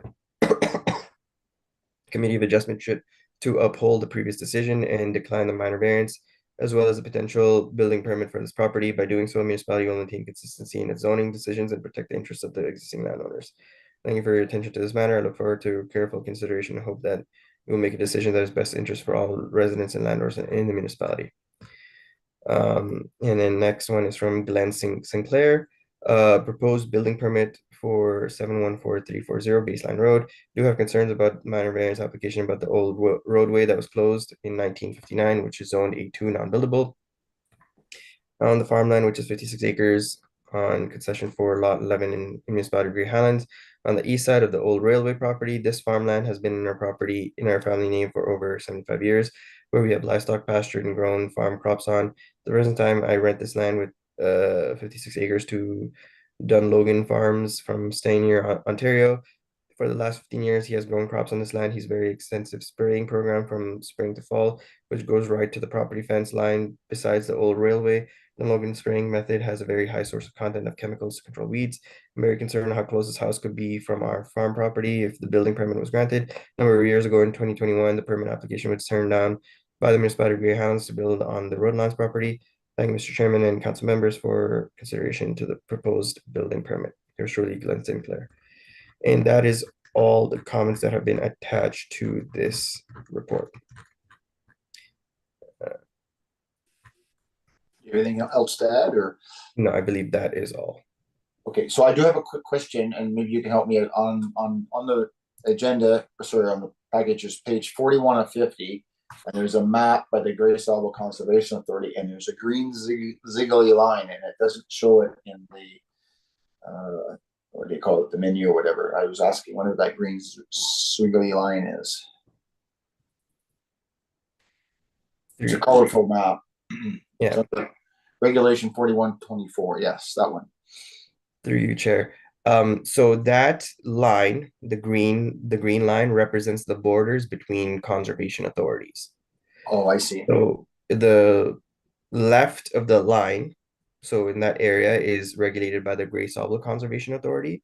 East of that line is regulated by the, I believe, the SVCA. So that must be a dividing line for the two watersheds. So that must be a ridge that runs through there, that then either water runs either way, I presume, because that's why generally it's a different watershed, right? So that would be like the ridge. Yeah, I'm not familiar with how the boundaries were created, because the way they were created, it encompasses different, it goes through different properties. So I'm not really sure how the boundaries were created when and divvied out to each individual. I could speak to that. Yeah. So, Member McQueen, you're correct. The delineation between separate conservation authorities is generally delineated by how the grading works between two separate watersheds. And so that is correct. Right. It may be gentle, but it just, somebody's determined that just when a raindrop falls, it'll go either way. Yeah, it has to go somewhere, right? And then oftentimes it is actually a gentle angle. Yeah, no doubt. Okay, thank you very much for that clarity.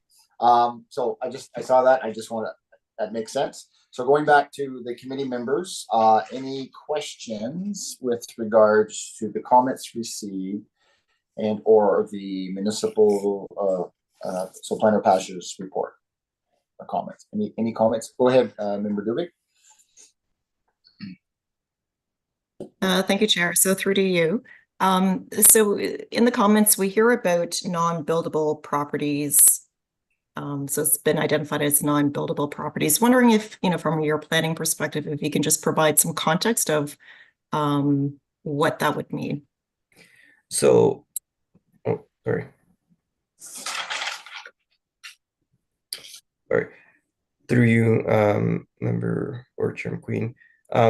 Essentially, non-buildable properties would mean lots that cannot be developed on. They have specific zonings, they have a holding provision placed onto them, or they're zoned as no development, which is an existing zone within the zoning bylaw, and it's applied to a few properties within Grey Highlands. Every property tends to have deficiencies, especially existing lots of record. And by existing lots of record, I mean lots that were created way before the existence of the current zoning bylaw.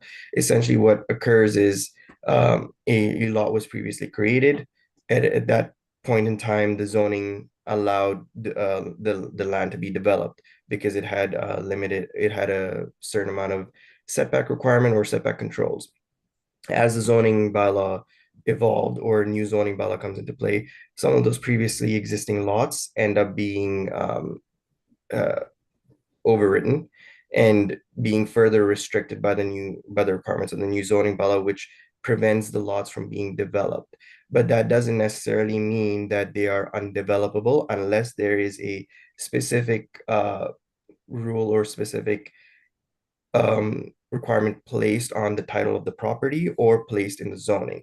In this scenario, there was nothing placed on the title of the property which prevented development on the land. There was no zoning that prevented any development on the land in terms of a holding provision or a no development zone. The only restriction is the setback requirement. And to address the setback requirements is the whole purpose of zoning bylaw amendments as well as minor variants. It's to provide relief to properties where people are either incapable or aren't able to build a specific structure that meet the bounds of the existing requirements of the zoning bylaw. If that answers your question. Member Dubik, any follow-up? So I do have a separate question, if I may. Go ahead. Thank you. So I did ask Mr. Rapke this, but would also like just to hear from the Grey Highland planners as well. So we know there is a continuing trend of losing farming lands and agri lands. So I do just want to touch on with you about the potential future adverse effects to the adjacent agricultural land.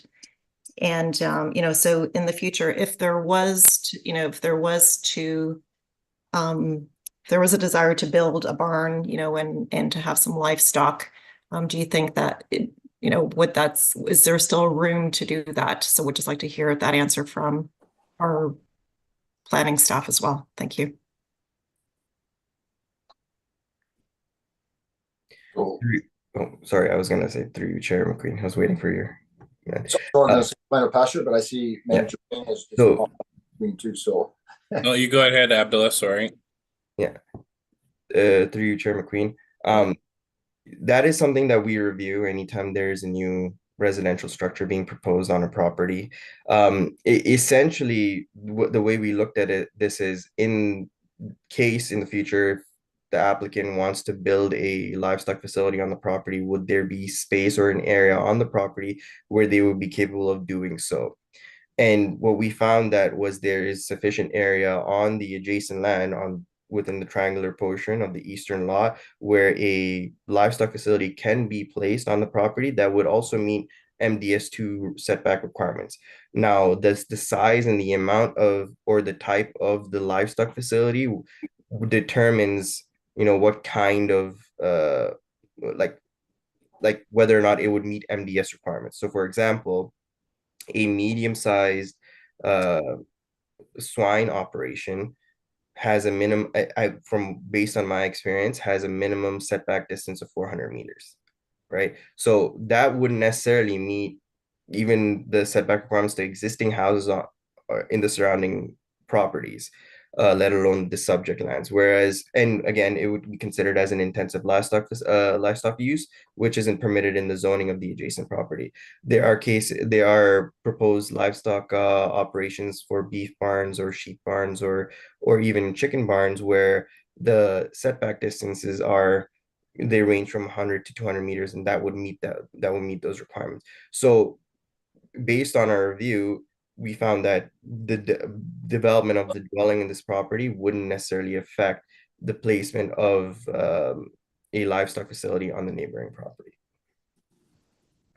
Just going to chime in at the end here to say that usually when we refer to non-farm properties, we're also referring to those size restrictions that were spoken to in the agent's report. And so, we are in agreement with that report. And, just to summarize, non-farm size lot is not being created here. There's an existing lot that was sold by the municipality in the 50s to a private entity. And with that came existing lot of record permissions and rights. And so just to try to summarize a little bit of what we've been talking about here, that is the opinion of staff. Okay, thank you. Member Dubik, follow up to that? You're still on mute. There you are. Thank you. So if I may, one more question. So we've heard from Saugeen Valley Conservation Authority, and they have a managed forest that abuts this property. So wondering, just from a planning perspective, are there things to consider? Because they raise issues of using heavy equipment, etc. And concerns about the distance from the property line to to a dwelling. So wondering from a planning perspective, when you think about managed forests, is there anything to be considered? Thank you. I'll take this one. Yeah, so I think that if we are to apply the condition that was mentioned earlier, we would be sort of covering that base. I do not have concerns, nor do our staff, with the setback being suggested. The setback is identical to the setback for the rural residential zone. And I think it's worth noting here that we have not received similar comments from any of the conservation authorities about having that particular setback within the rural residential zone when the abutting property is owned by a conservation authority. And so I hope that that provides some clarity on the questions here. Councillor, or so Member Dubik, any follow-up to that or any? So just following up on the sense of the property beside it, how much acres is that triangle? A question that was to the east. Fortunately, the mapping is down right now, or we would be able to get you a pretty quick answer. I believe it was scheduled for maintenance by the County of Grey for this evening. Yeah. Isn't that just the way it works out, right? So I think Matt Rapke mentioned it was restricted ag, and I maybe want to get clarity on that. So Planner Pasha, you had your hand up on that one. Yeah, I believe it was somewhere along the lines of 56 acres. Okay. And maybe we'll come back to Mr.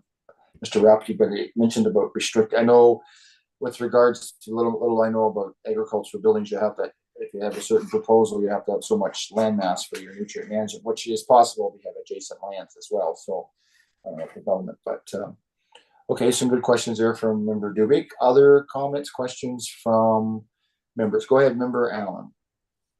Thank you, Chair McQueen. Just a comment on the applicant's agent's comments about case law, and he said that it's some things that are minor in some instances and major in some instances, and it's all based on adverse effect. I guess it comes down to to me, they have 5 people on committee of adjustment, so it's an individual decision as to whether we feel there's an adverse effect or if it's minor or major. And in my opinion, agricultural spraying, spreading of manure, the noise, the dust, all those things are adverse effects. And the applicant's agent, being a former employee of Grey Highlands, will remember that in previous minor variances where they're requesting a reduced interior side setback, I've always asked that it be specific to the side they're asking for, because it could be that if you granted an interior side setback, that it applies to both sides. So I've always asked to be specific to the side that they need the variance, as I felt and still feel that if you need a variance on both sides, it's not minor. So I'm not asking for any response. I'm just stating what I feel is major and what's minor. Thank you. Okay, you're not looking for a response, you just make a statement then, is that correct? Okay. Other comments to be made? Do we go to the next part of the public on this? I will say, from an agricultural part, you as an agricultural farmer, you're not allowed to spray on neighboring properties, or you're not allowed to affect your neighboring properties either as well. So you have to be very careful in that sense from when you're doing your farm operation.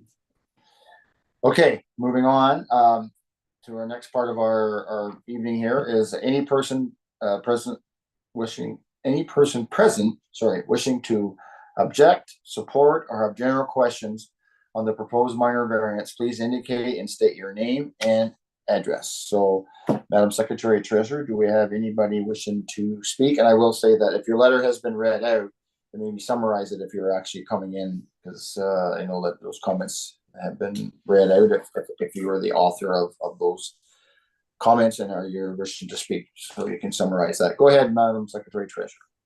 Thank you, Chair. Anyone currently in attendance wishing to speak on this item can use the raise hand function in Zoom to indicate their wish to do so. If you are connected by phone, you may dial *9 to raise your hand. And so far, we have one person who has indicated their wish to speak on this item. This is Allison Haskins. Okay. Good evening, Allison. Okay, can you hear me? Hi, good evening. I can hear you. Can you hear me? Yeah, the floor is yours. All righty. So Allison Haskins, the address is 714348 Baseline Road. And I am speaking this evening on behalf of Talisa Haskins, who was available for the last meeting, but is not this time, and for Ian Haskins. So all our communication has just been lumped into one document. And speaking, of course, with regards to the issue of application A17-2024. So good evening to all of you, and thank you very much for the opportunity to address the application of a minor variance. To introduce ourselves to some members of the committee and to reintroduce ourselves to others, I would like to provide a little bit of history.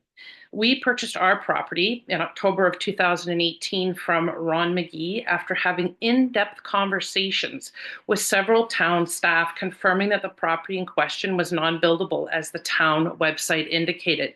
Please know that town staff went so far as to say that not even a camper could be permanently parked on the property.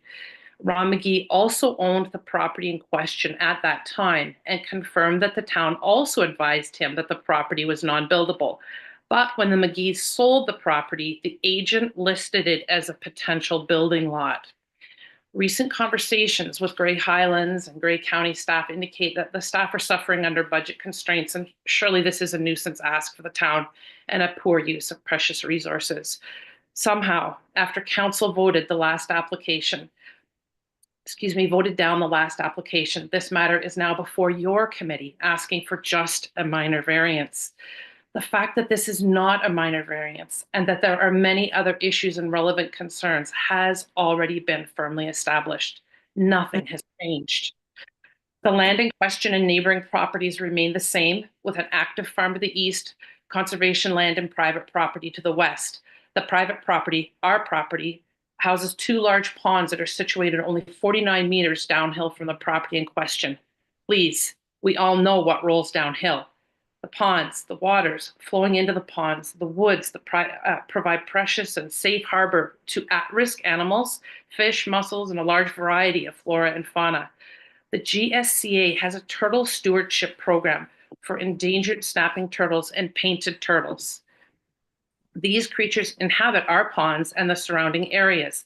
Specifically, the ecosystem includes the property in question where snapping turtles use the land as a thoroughfare and where they lay their eggs at the entrance of this property. This application does not align with the Nature Conservancy of Canada's vision or the Ontario Ministry of Environment, Conservation and Parks. It does not align with Recolor Grey, the County of Grey's official plan. This plan states that Natural Grey focuses on Grey County's scenic and naturally beautiful environment. It notes that the county will ensure policies focus on key areas, which include protection of environmental features and systems. Under significant woodlands, the plan states that no development or site alteration may occur within significant woodlands or adjacent lands unless it has been demonstrated through an environmental impact study ensuring there will be no negative impacts on the natural features or their ecological functions. This application does not align with the provincial planning statement aimed at rural areas in municipalities. It states healthy, integrated, and viable rural areas should be supported by building upon rural character and leveraging rural amenities and assets. The provincial planning statement specifies that planning authorities should support a diversified rural economy by protecting agriculture and other resources related, using and directing non-related development to areas where it will minimize constraints on these issues. Furthermore, the provincial planning statement mandates that planning authorities are required to use an agricultural system approach based on provincial guidance to maintain and enhance a geographically continuous agricultural land base and support and foster the long-term economic prosperity and productive capacity of the agri-food network. As part of the agricultural land base, prime agricultural areas, including specialty crop areas, shall be designated and protected for long-term use in agriculture. Critical consideration must be given to the buffer zone.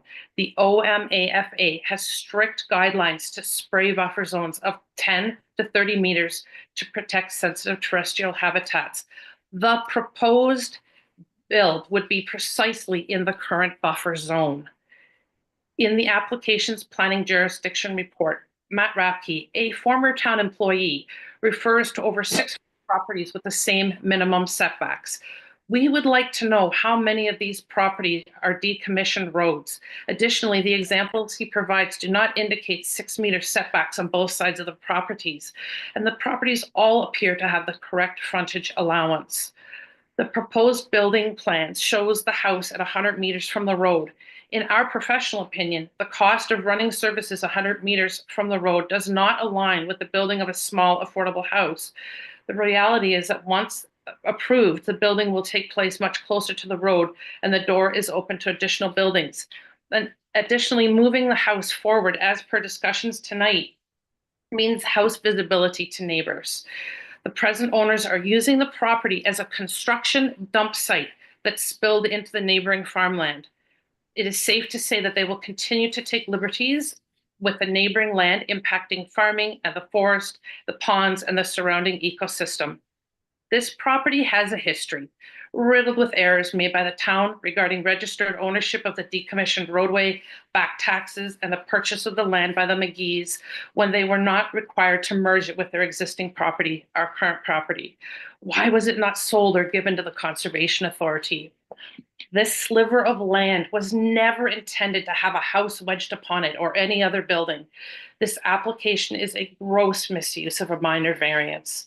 Approval of this application would have tremendous and irreversible negative impact on the adjacent properties, on the good citizens of your town that purchased their homes because the town was adamant that this property was non-buildable, on the local farming, and on the flora and fauna. We ask that the Committee of Adjustment closely examine the exhaustive documentation presented by the concerned citizens of Baseline Road for application Z63-2020 and the final decision made by an informed town council for this property on April 21st, 2021. We respectfully ask that the committee uphold the town council's decision and not permit the current application in any form of build on this property. I thank you very, very much for your time. Okay, thank you for that, Allison. Okay, Madam Secretary Treasurer, do we have anybody else wishing to speak? Thank you, Chair. We have Patricia Boyle next. I think you got the floor. I don't know about him. Okay, I guess can we remove? Thank you very much for the opportunity to speak. I had sent in my comments regarding the unsafe road entrance. And I would just like to defend that I believe this road entrance is unsafe. In 2021, we hired an external consultant from Cambridge that builds roads for the province to come in and give their opinion. And their opinion was that the measurements as taken by the township had not used the current applicable guidelines. that it was measured 3 meters back from the center of the pavement, and the current acceptable guidelines by the Transportation Association of Canada is 4.4 meters back from the edge of the road. We had a big debate about this and we never concluded it, but I do believe there's a safety concern. And I think it extends not only from the road and the entrance, but the comment made in Mr. Rapke's report that this is in the public's interest.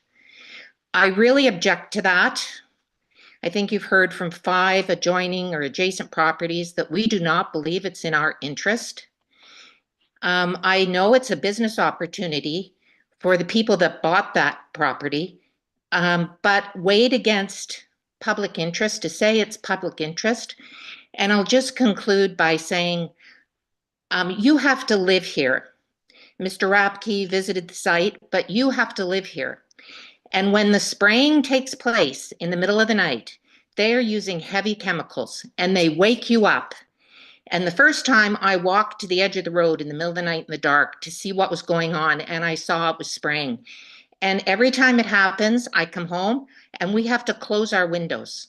So you are telling me that an unsuspecting family is going to buy this home because the builders, these 2 guys, aren't going to live in it. This is a business opportunity. You're telling me that an unsuspecting family is going to live in this home and find out one night in the middle of the summer when they've got to evacuate because their kids can't breathe, that this is in the public's interest. I'm flabbergasted to hear Mr. Payne from the township office say he has no concerns. And I feel it should be declined. Thank you very much for your time. Thank you, Patricia. Okay. Madam Secretary Treasurer, do we have anybody else that wishes to speak? Thank you, Chair. We do. I just want to remind everyone that if they are wishing to speak on this item, to please use the raise hand function in Zoom, or if you are connected by phone, to dial *9 to raise your hand. Next, we have Susan Sharp. Thank you. Hello, it's both Susan and Ben here, but we have both, well, as everybody knows, everybody has their own comments and we have both done our own. So it should be a planner's job to apply well-crafted land use policies on the ground, and the asking 6-meter setback applies to both sides of the building, making this a particularly tight land wedged between an active farmer's field and a significant woodland site with a managed cycle cut. This tightness undermines the value and puts at risk the adjoining properties and the property itself. Planners have a primary responsibility to define and serve the interest of the public. Balance is the operative word, and this property, a road allowance of 20 meters wide, running the length of the agricultural field and significant woodlands, is an out of balance and inappropriate piece of land for a build in this agricultural zone. This build would truly bring the city to the country with tight restrictions on both sides. The PPS 2024 statement requires planning authority to use an agricultural system approach based on provincial guidance to maintain and enhance a geographically continuous agricultural land base and support and foster the long-term economic prosperity and productive capabilities of the agricultural food network. This includes both fields and woodlands. And this proposal would fragment that continuous agricultural land base and put at risk its prosperity and productive capabilities. The PPS 2024 statement does not say build any house anywhere. The PPS statement criteria includes compatibility with surrounding agricultural operations. A build on this narrow piece of property would not be compatible with the surrounding agricultural operations involving large farm equipment and large machinery for logging. This build does not belong here. Good planning may make sense in the abstract. The reality is that the impact of policy is extraordinarily sensitive to location, and the intricacies of lot size, breadth, and depth are harder to foresee on paper. This old road allowance fragments the landscape of the agricultural industry, putting it directly at odds with the provincial policy statement and the land it was so tightly surround. We do not agree with the build on a lot of this size and shape in the agricultural zone. Thank you. My husband will now speak. Mr. McQueen, should I pause for questions on my wife's comment, or do you want me to continue with my document? Go ahead. Go ahead. Go ahead. Okay. Thank you. Members of the Committee of Adjustment, a little bit of background on the property, very little here. Please review the response to the previous variance request. As Mr. Rapke had stated earlier, it does not apply. In contrary, those documents and the 3 meetings we had with council were very well documented. Item numbers, paragraphs, pages were all very relevant, as was brought up by Allison Haskins. Nothing has changed since the submission, and the bylaws were still applicable. One key find from the previous variance hearing was the conflict that arises when unsuspecting property owners acquire a home that has bypassed the minimal property setback per active agriculture. Regarding the current variance request, provincial statements stress the value of our declining agricultural land and requires protection of these lands during municipal and county planning. The variance request is contrary to the intent of the provincial agricultural PPS. Note, this is very important. Agro-industry is by definition part of agriculture. Agriculture is on all sides of this property. So how can you move a well from the cattle side to the forestry side when that is also agriculture? Give me 19 meters from both sides to put the well in. Guidelines, the publication guidelines on permitted use in Ontario's agricultural areas, publication 851, item 2.11, PPS criteria for agricultural use. Item 4 states, normal farm practices shall be promoted and protected in accordance with provincial standards, and that is from PPS policy 2.3.3.2. To protect farmers from nuisance complaints made by neighbors related to noise, odor, dust, light, vibrations, smoke, or flies if normal farm practices are used. And that's quoted from the items. And I'll continue quoting specific items. Provincial Planning Statements 2024, that's only 4 months old under the Planning Act. Item 4.3.1, General Policies of Agriculture. Item 1. Planning authorities are required to use a, and I quote, agricultural system approach, end quote, based on provincial guidance to maintain and enhance a geographical, quote, continuous agricultural land base, end quote, and support the fostering of long-term economic prosperity and productive capabilities in the agri-forest network. Note that's both forest and field and farms. Next item under PPS 2024, 4.3, non-agricultural use in primary agricultural lands.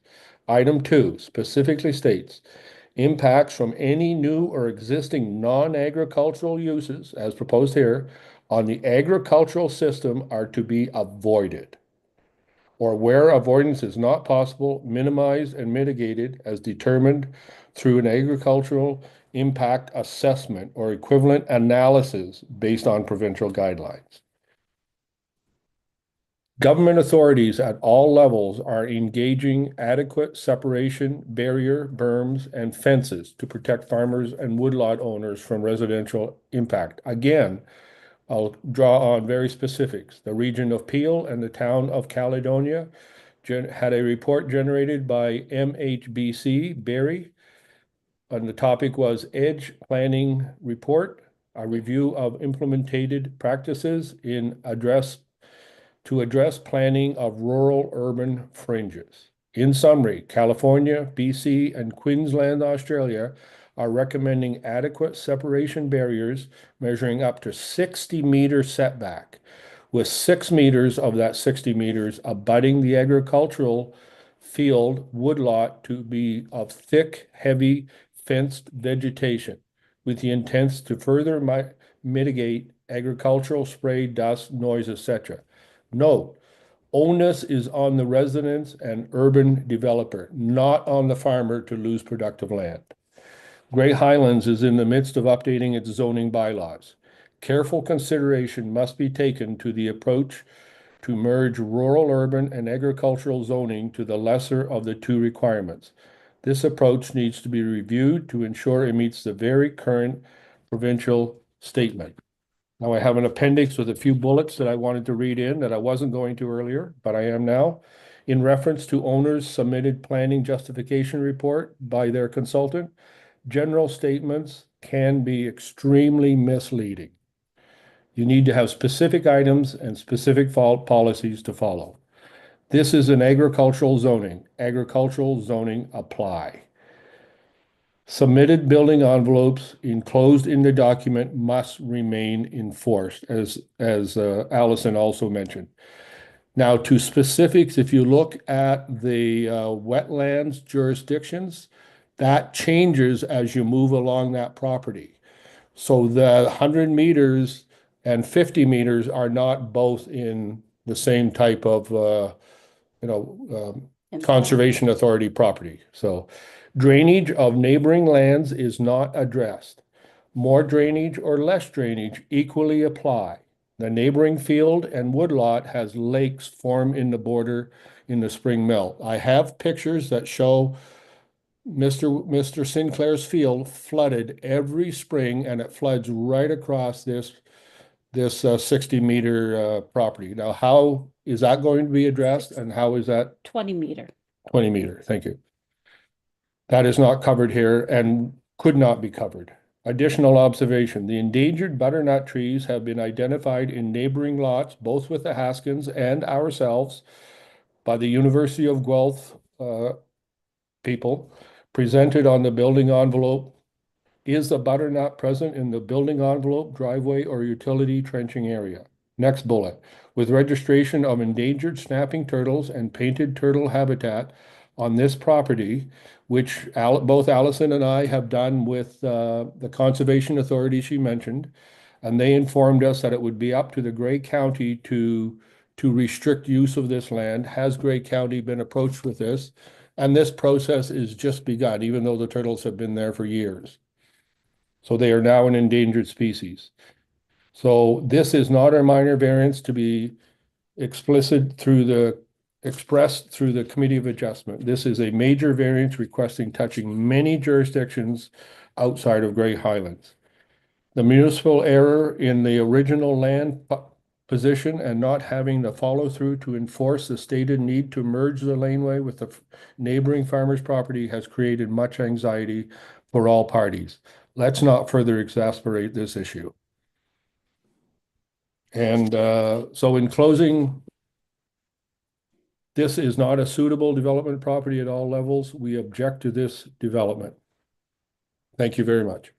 Okay, thank you, Ben. Just before you leave, I'll just ask if there's any questions to your comments from committee members for both you or Susan. I see none, so thank you very much for your comments. Secretary Treasurer, do we have anybody else wishing to speak? Thank you, Chair. Again, I want to remind everyone, if you are wishing to speak on this item, to please use the raise hand function in Zoom to indicate your wish to do so. And if you are connected by phone, to dial *9 to raise your hand. And I'll give it a couple minutes to see if anybody else may want to speak on this item.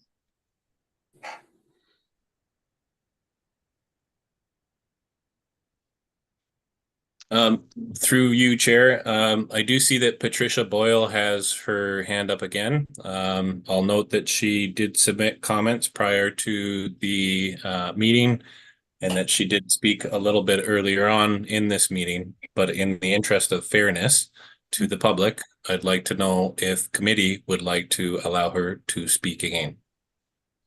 Well, as the chair, I think if she has something new to add, I don't have an issue. Does anybody else have an issue if she has something new to add?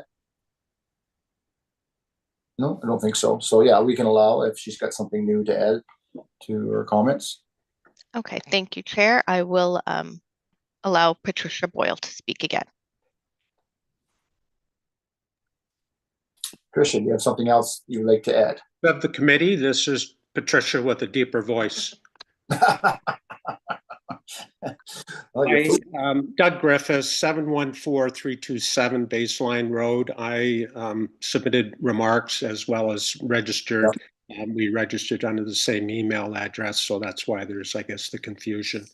I'm not going to speak to my comments. The planner has already read them. I guess I just sit back and having gone through now this for the second go round, there's just a couple of things that just jump out at me. You know, this piece of property was never in anyone's wildest mind a developable piece of property. It's only become so because of the craziness of the real estate market recently. And I just sit back and, you know, despite the head spinning logic from the applicant's planner, I'm sure each one of those things has merit, but in totality, this property is not suitable for residential development.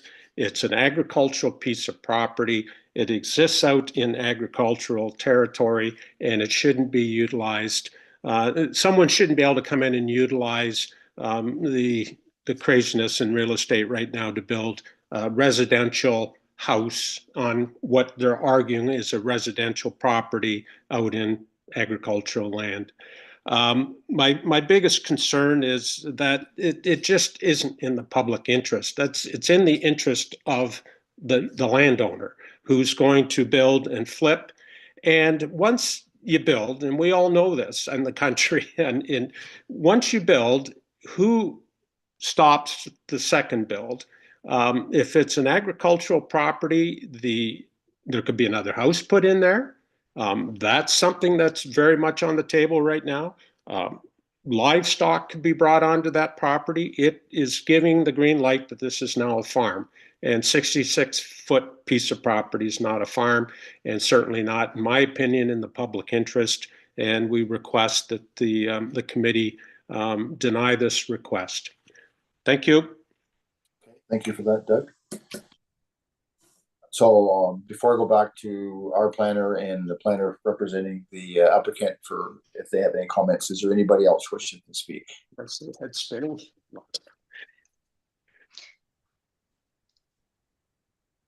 All right, thank you, Chair. We do have the owner, Devin Kloosterboer, who's wishing to speak on this item as well. Okay, thank you.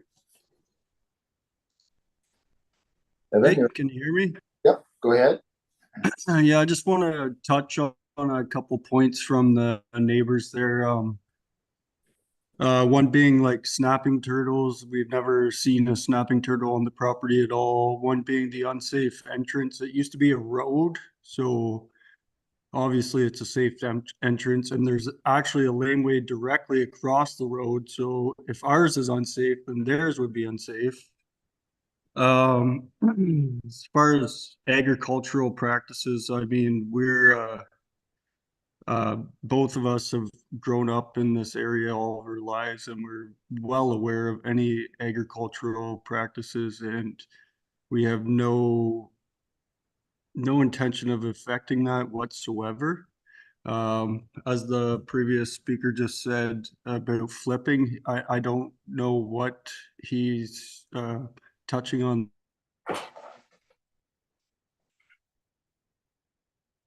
Oh, you dropped off there. It's not a flipping thing like for selling the house. So anyways, it's about all I have to say. Thank you. Okay, thank you for your comments. Madam Secretary Treasurer, do we have anybody else wishing to speak? Thank you, Chair. Again, I want to remind everyone, if you are wishing to speak on this item, to please use the raise hand function in Zoom to indicate your wish to do so. If you are connected by phone, to please dial *9 to raise your hand. And Chair McQueen and members of the committee, we do have Susan Sharp who is requesting to speak again, and just want to get a little approval before. So yeah, I don't want to get going back and forth from comments, but if there is something, if Susan, I will allow it, if the committee allows it, if there's something new that she has missed, and then we need to get back to the, then we'll get back to the planners for comments, and then we'll get back to committee. So yes, if that's okay with committee. I think so. Okay. Yep. Yeah. Well, if she has something new to add, that's fine. Yeah, go ahead. All right. I will allow Susan Sharp to speak again.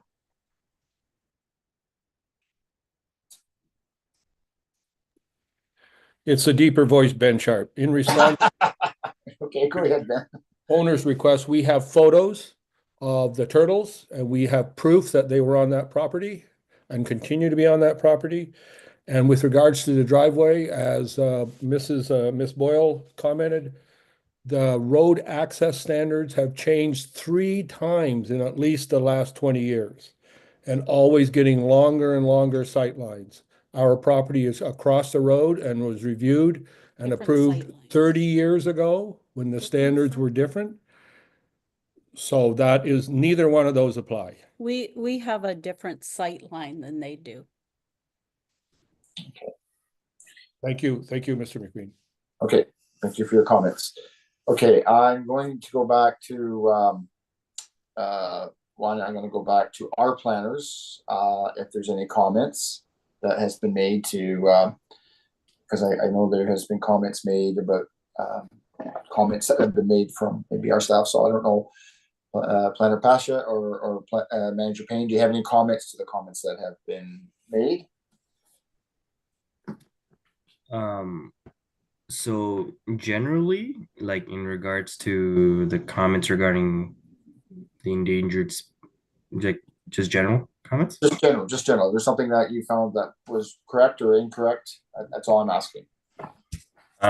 So generally speaking, in terms of endangered species, we leave that up to the conservation authorities and the county to determine whether or not applicants require environmental impact assessments. And this is what we do in our pre-consultation process beforehand. That was never brought up by the county, nor had they presented that in their comments. And they do a thorough review. That is the responsibility of or that is also the requirements of the county ecology staff. And none of them brought up this issue because when you consider minor variances, you're reviewing whatever the variance is requesting. You're not reviewing anything surrounding that, which in this case, the variance is requesting the setback relief, interior side yard setback reliefs for the property. And I think just a general comment, the purpose of minor variances and zoning bylaw amendments in general is to allow property owners to be able to develop on their lands where where they are unable to meet setback requirements due to the conditions of the property. And that is something that is presented in the Planning Act, and that is why we have this process of the process of a zoning amendment, process of minor variance. It is so that in cases like these where there's deficient lot frontages, but again, as previously stated, if the property was, instead of 1.5 hectares in size, it was 1 hectare, there was no need for us to go through a variance application. They would be permitted as of right. So that is the purpose of a planning application. We are not allowed to turn away planning applications. Anyone is allowed to do a planning application, and we are required by law to do a presentation on it and take it to council or committee for a decision. And last piece I'm going to say is this variance is only being evaluated based on the proposed dwelling and is not giving permission for any further additional structures or additional dwellings or even like livestock facilities on the property. And that is all. Thank you for that. I don't know if you have anything to add, Manager Payne. I do. I feel that I should go back to Mrs. Boyle's comment about planning staff not having any concerns, and perhaps I phrased that poorly earlier. It's what we had meant is that the agricultural system approach that you are speaking to within the PPS is something that we review, not just Grey Highland staff, but everybody who is involved in the review of the actual application. And so another resident had asked whether Grey County had seen this. Grey County has a team of qualified expert ecologists who review every application. And there were no concerns or no comments of concern surrounding the ecology and the proposed development's impact on the surrounding ecology. So just to clarify, a lot of the concerns that are being brought up by the neighbors are things that staff have looked, pretty deeply into in terms of preparing for tonight's meeting and the report. I should also mention that in terms of safe access, again, the Transportation Department of Grey Highlands did look into the access for this property, and they have approved this. This is an expert team, including engineers who have taken thorough review of the file and come back with no comments or concerns about the access to the property or the entrance to the property. The other point that I had was about the dumping on the property. So staff did conduct a very thorough search into our working files. As we know, we've had a few generations of planners through the years in this municipality. And so we did look back through working files. We did an exhaustive search as part of this application. And it is expected of all review agencies that they perform equally exhaustive searches as they prepare their comments for our files. So back in regard to the dumping, if you do see dumping on a given property, that is a municipal bylaw enforcement issue, and it needs to be brought to municipal bylaw enforcement's attention. And so that is what I will say about that. Sorry, it was there were quite a few comments, and I do like to take the time to address all of those, and those have been addressed to at least some degree through the report that we wrote for tonight's meeting. Perhaps our committee members could let us know if they did have any more specific questions pertaining to some of the questions and concerns that were brought up by the public, and we could address those specifically as we move along here. So I will circle back there, and thank you, Manager Payne. And just a comment, there was comments about the BPS 2024, and I don't know if you want to, we'll come back to that if you wish. So Mr. Rapke, you were the planner representing the applicant.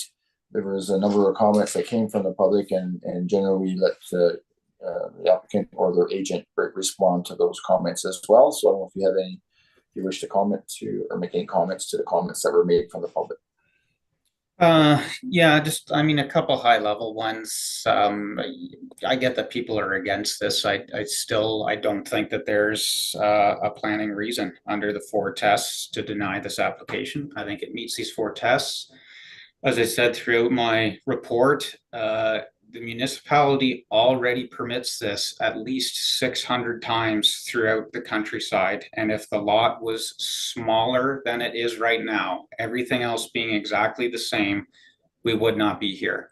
So to conclude that this doesn't meet the tests of a variance, given that context, I just don't feel it's possible to do. It would mean the entire municipal zoning bylaw is ineffective at achieving all planning outcomes for the countryside, which I do not think is the case. I also think it's important to remember most property is owned privately, and people have private property rights. People have a right to use their property. The only reason we have the planning system in place to limit someone's ability to use property is to uphold the public interest if something unreasonable is going to be done without those controls. And I do not think that building a house on an existing lot of record that can't be farmed because it's too narrow, because it was never a farm. It's actually a piece of land and a road that predates the existence of farms in the municipality. So it did exist prior to any farmland. I don't think building one house on an existing lot of record in accordance with the setbacks of the rural residential zoning that the municipality already has in place is unreasonable. And to, you know, like to use it as a gotcha, like that's kind of what's happening here. It's a gotcha with the zoning bylaw. It's just slipping through the cracks of something that would already be permitted as a reasonable use of land. So I do think this is in the public interest because it's upholding fairness and decision-making to allow someone to reasonably use their property in a way that is reasonable and consistent throughout this entire neighborhood. It's not like the referendum that seems to be happening here is whether or not a house should exist, not whether or not a 6-meter side yard setback is appropriate, which is why I noted that at the beginning. We're talking about the appropriateness of the setback, not if the house should exist. And the zoning already establishes that it is appropriate. Okay, thank you. So I'll go back to committee members then. Do you have questions to our planner or to the agent's planner? Questions? Go ahead, Member Dubé. Thank you. Just wondering if our planners, like Grey Highland planners, could talk a little bit about the PPS items, the normal farming practices, and the agri system approach and how it applies here. Thank you. Okay. Who would like to take that question? Manager Payne, you came on, so I'm going to you. Yep. So the member of the public here quoted section, I believe, 4.3.5 of the provincial planning statement, which states that planning authorities may only permit non-agricultural uses in prime agricultural areas. This is the policy that applies to our OFDUs, and it does not apply to a single detached home, which is already permitted as of right for an agriculturally zoned property. So I can respect that the member of the public was looking into all of these planning documents, and I can also admit that obviously, you know, tonight's an example of it. Planning documents can be very confusing, but we have reviewed those sections against this particular application, and they do not apply.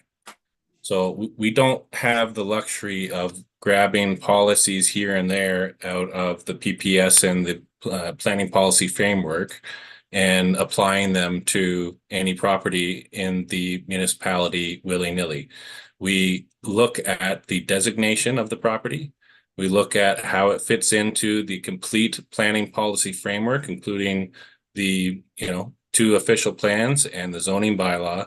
We measure it against, you know, anything that actually applies to the specific property zoning and designation. And so several of the pieces of policy that were brought up by the member of the public actually do not apply to this specific property. So that's kind of the I guess, abbreviated answer to that somewhat broad question. But the member of the public also brought up another section of the PPS quoting that assets, the agricultural assets of the community or of the agricultural community are to be protected, and I'd have to look at the actual specific section again to get back to that particular comment, but here it is. 2.5, rural areas and municipalities. 1, you're looking for healthy, integrated, and viable rural areas that should be supported by building upon existing rural character and leveraging rural amenities and assets. This, in our staff's opinion, fits in quite well with the existing rural character. There are small rural residential properties all across the municipality, as the agent's planning report has indicated. There is case law that does support and set precedent for this type of development on this type of property.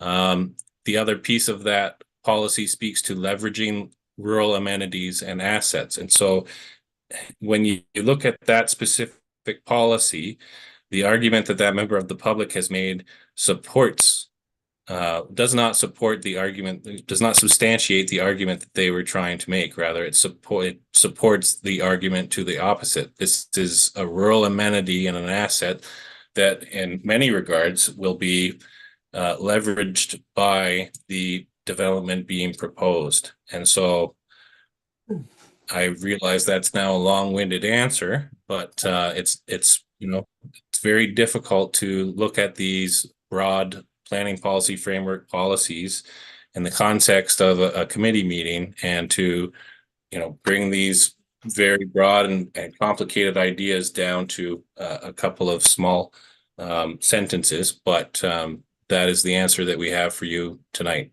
I would also say that it may be. No, I'll just end my comment there. If you have further questions, you can let me know. I don't want to overstep my bounds here. No, that's fine. Member Dubick, do you have any follow-up to that comment? Okay. The question I would have to that, Manager Payne, if we were creating a new lot here, would that change the perspective of the PPS in the sense of creating something new in an agricultural system or the farming system? I'm sure you take that lens every time you look at a severance as well. It's kind of a mixed bag of a question, and so I'll give you a mixed bag of an answer. The property in question is a former road allowance, and those were made, as we know, historically, as the parcel fabric of the municipality was created, in this case through the meets and bounds method.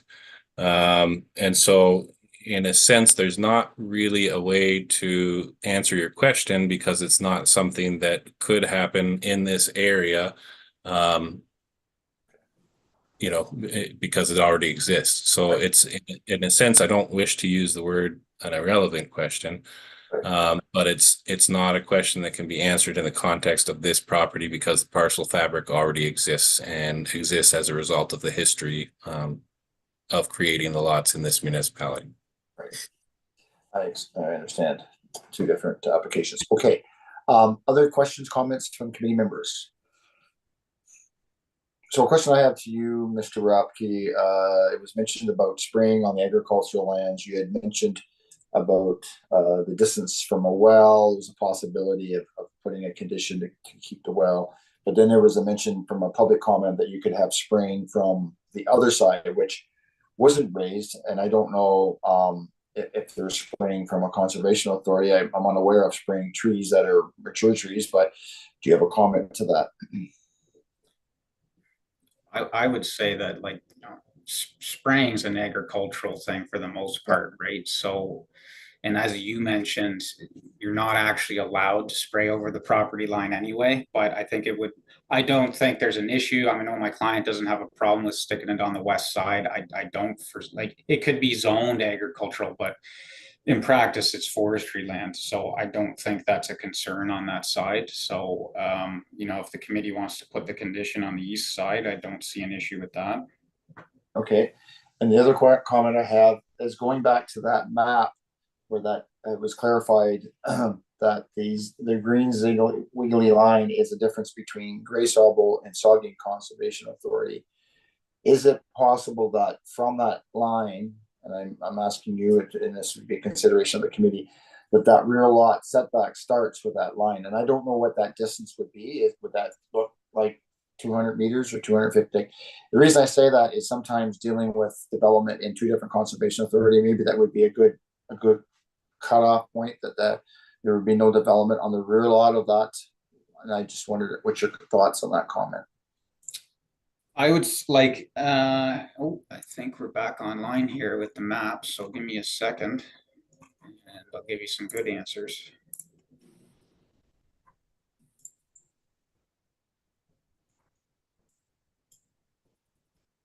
And the reason I brought that up is for MDS purposes, that if there's no development so far back, then that doesn't affect the MDS. That could, if there's ever an option or an application in the future. We're only half online. There's a bunch of layers down, but I'll check the gray Sobel map because it'll give us the same answer.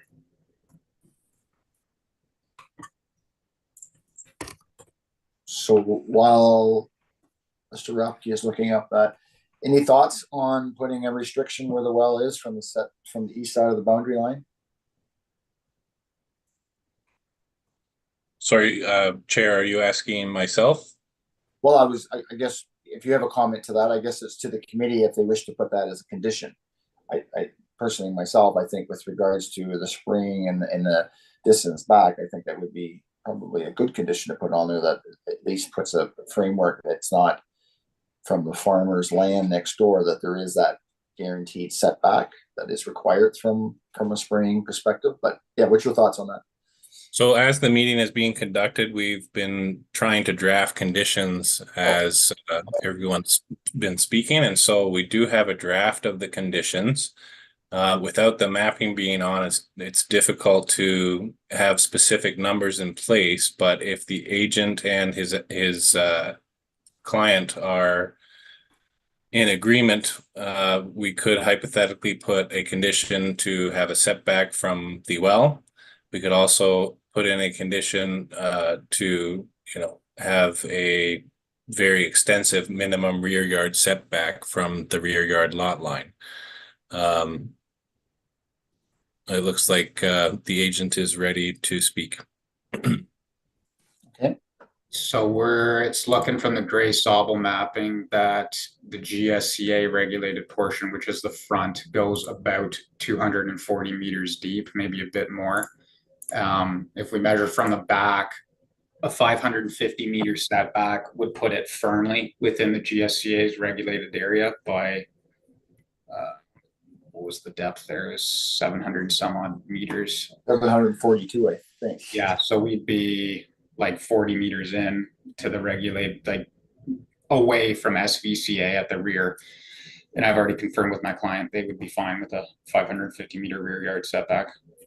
Okay. Minimum. All right. So I think sorry to interrupt. I think it's also worth noting that, the conservation authorities have already supplied the municipality with comments from the role of a conservation authority. And those conservation authorities involved from a planning respect have already said that they do not have concerns. And so, while I can see the point, to some extent of having a setback from the boundary for two conservation authorities, I also think that it may be a moot point, given that they've already commented no concerns. I'll just leave it there. all right, thank you for that. Any further comments from committee members? Would they agree to those conditions? Go ahead, Member Little. Thank you, Chair. I just maybe explain for me your point in using those conservation watershed boundaries. Was it not for ease of delineating what that rear yard setback might be for the purposes of any future livestock or operation, or putting a barn on the neighboring agricultural property? So is that correct, Your Worship, or Chairman? Well, yeah. So I went to that map on page 41 of 50, and it gives there's that green wiggly line that shows the two differences between the conservation authorities, and it's in that corner. So then I guess my thought is it greatly allows the remaining of that agricultural lands,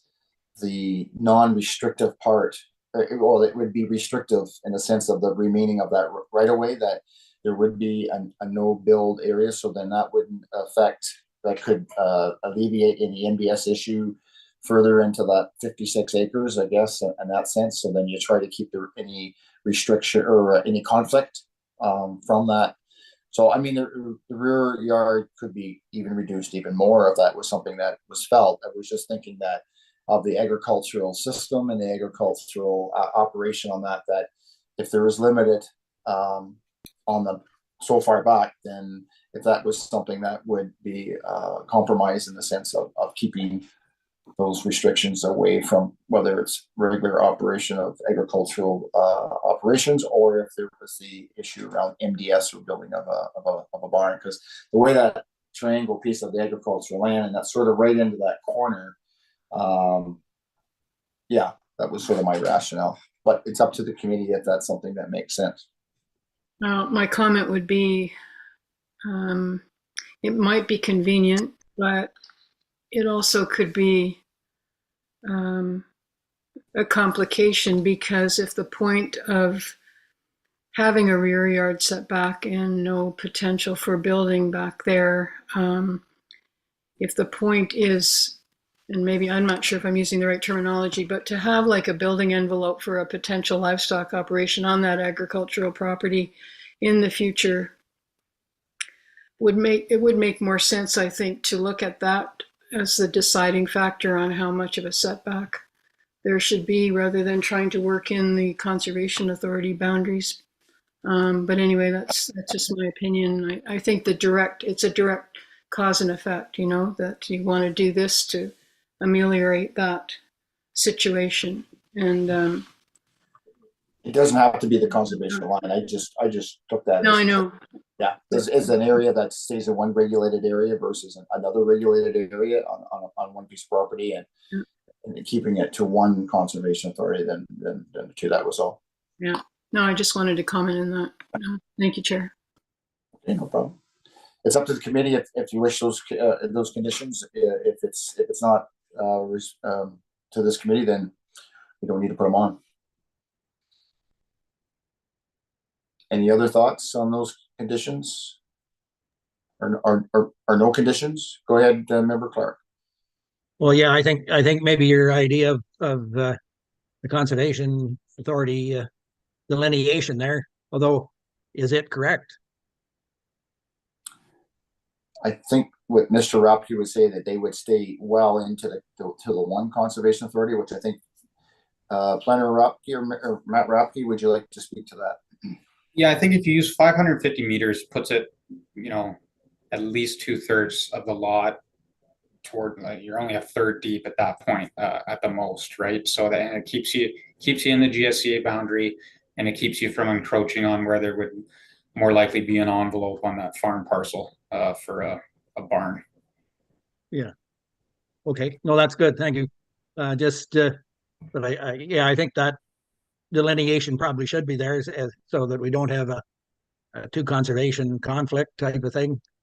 And I guess the 19 meters from the east lot line would be appropriate as well, I think, as far as the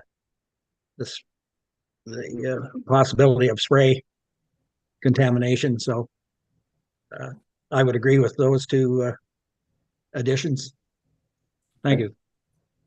Mr. Rapke? Sorry, I just want to clarify. I thought I heard 19. 15 would be ideal. 19 is just getting tight to a lot line for pounding a well in. Okay. Because you're one off at that point on the other side. 15 is what the guideline suggests. I would appreciate if okay, that's fine. Sorry, my apologies. And so that guideline is where, again?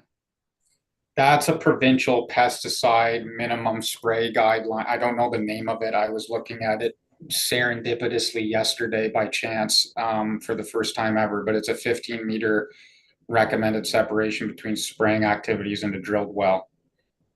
Okay. So, Manager Payne, are you able to read off those possible conditions, and if I'll see if there's anybody opposed to those? Oh, you're on mute.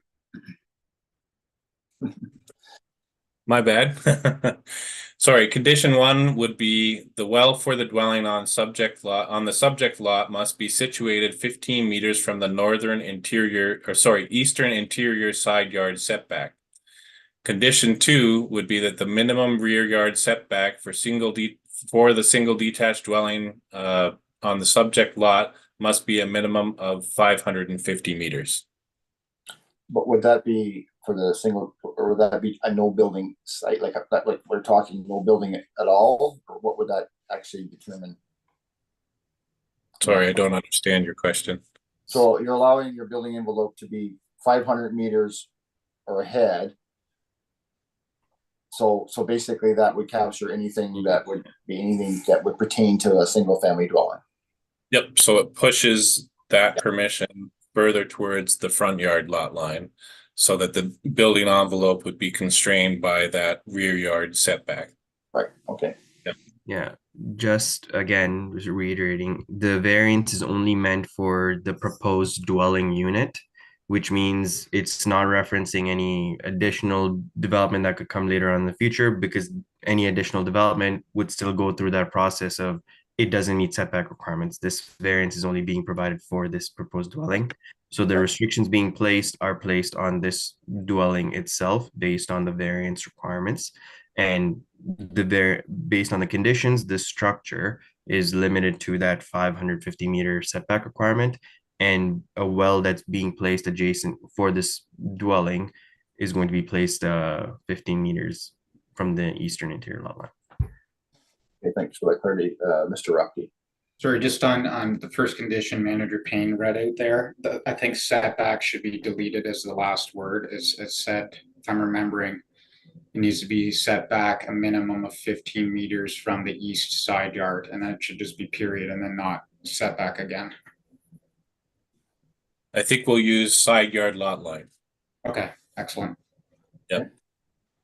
Thank you. All right. Is there, go ahead, Member Dubik.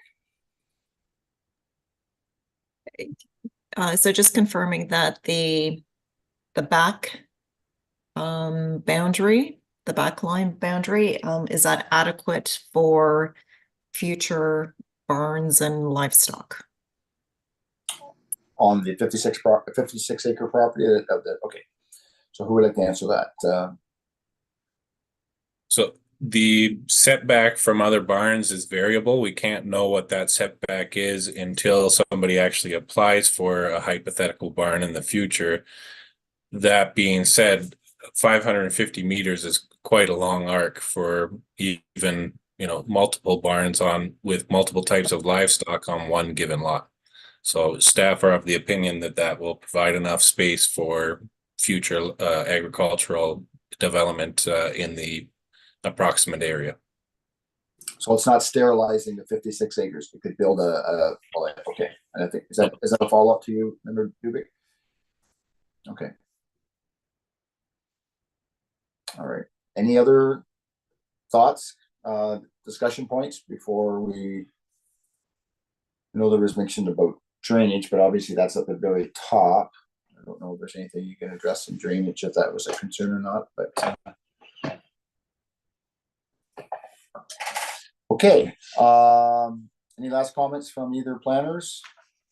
Any last comments with regards to committee members? Is there any opposition to those adding those two conditions? Any concern there? Go ahead, Member Little. Can I just ask that they be read again, please? Sure, certainly. So condition 1 is the well for the dwelling on the subject lot must be situated a minimum of 15 meters from the eastern interior side yard lot line. And condition 2 is the dwelling on the subject lot must be situated a minimum of 550 meters from the southern, or sorry, from the rear yard's lot line.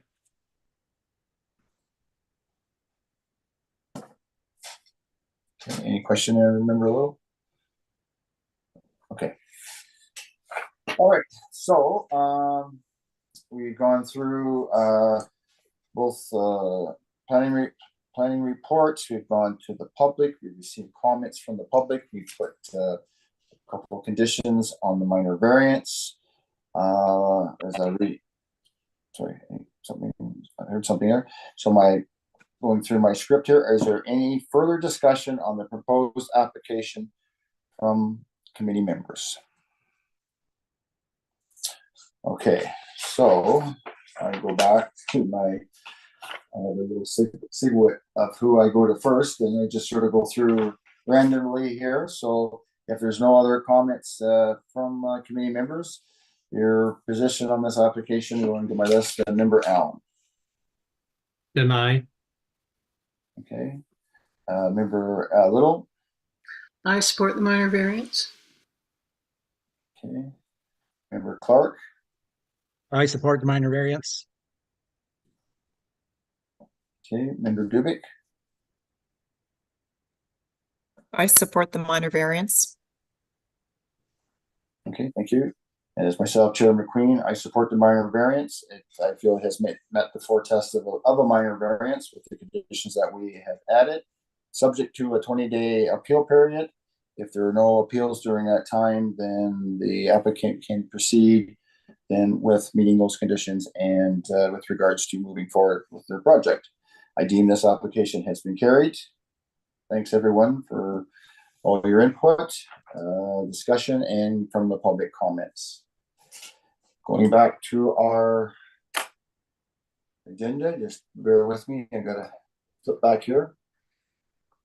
So other business. Is there any other business with regards to tonight's meeting? Discussion points from committee members, or I guess staff if there's something else needs to be raised. All right, our next meeting is March 11th. I guess just a quickly comment to our staff. Do we have many files, or do we have any files, or do we have a whole bunch of files?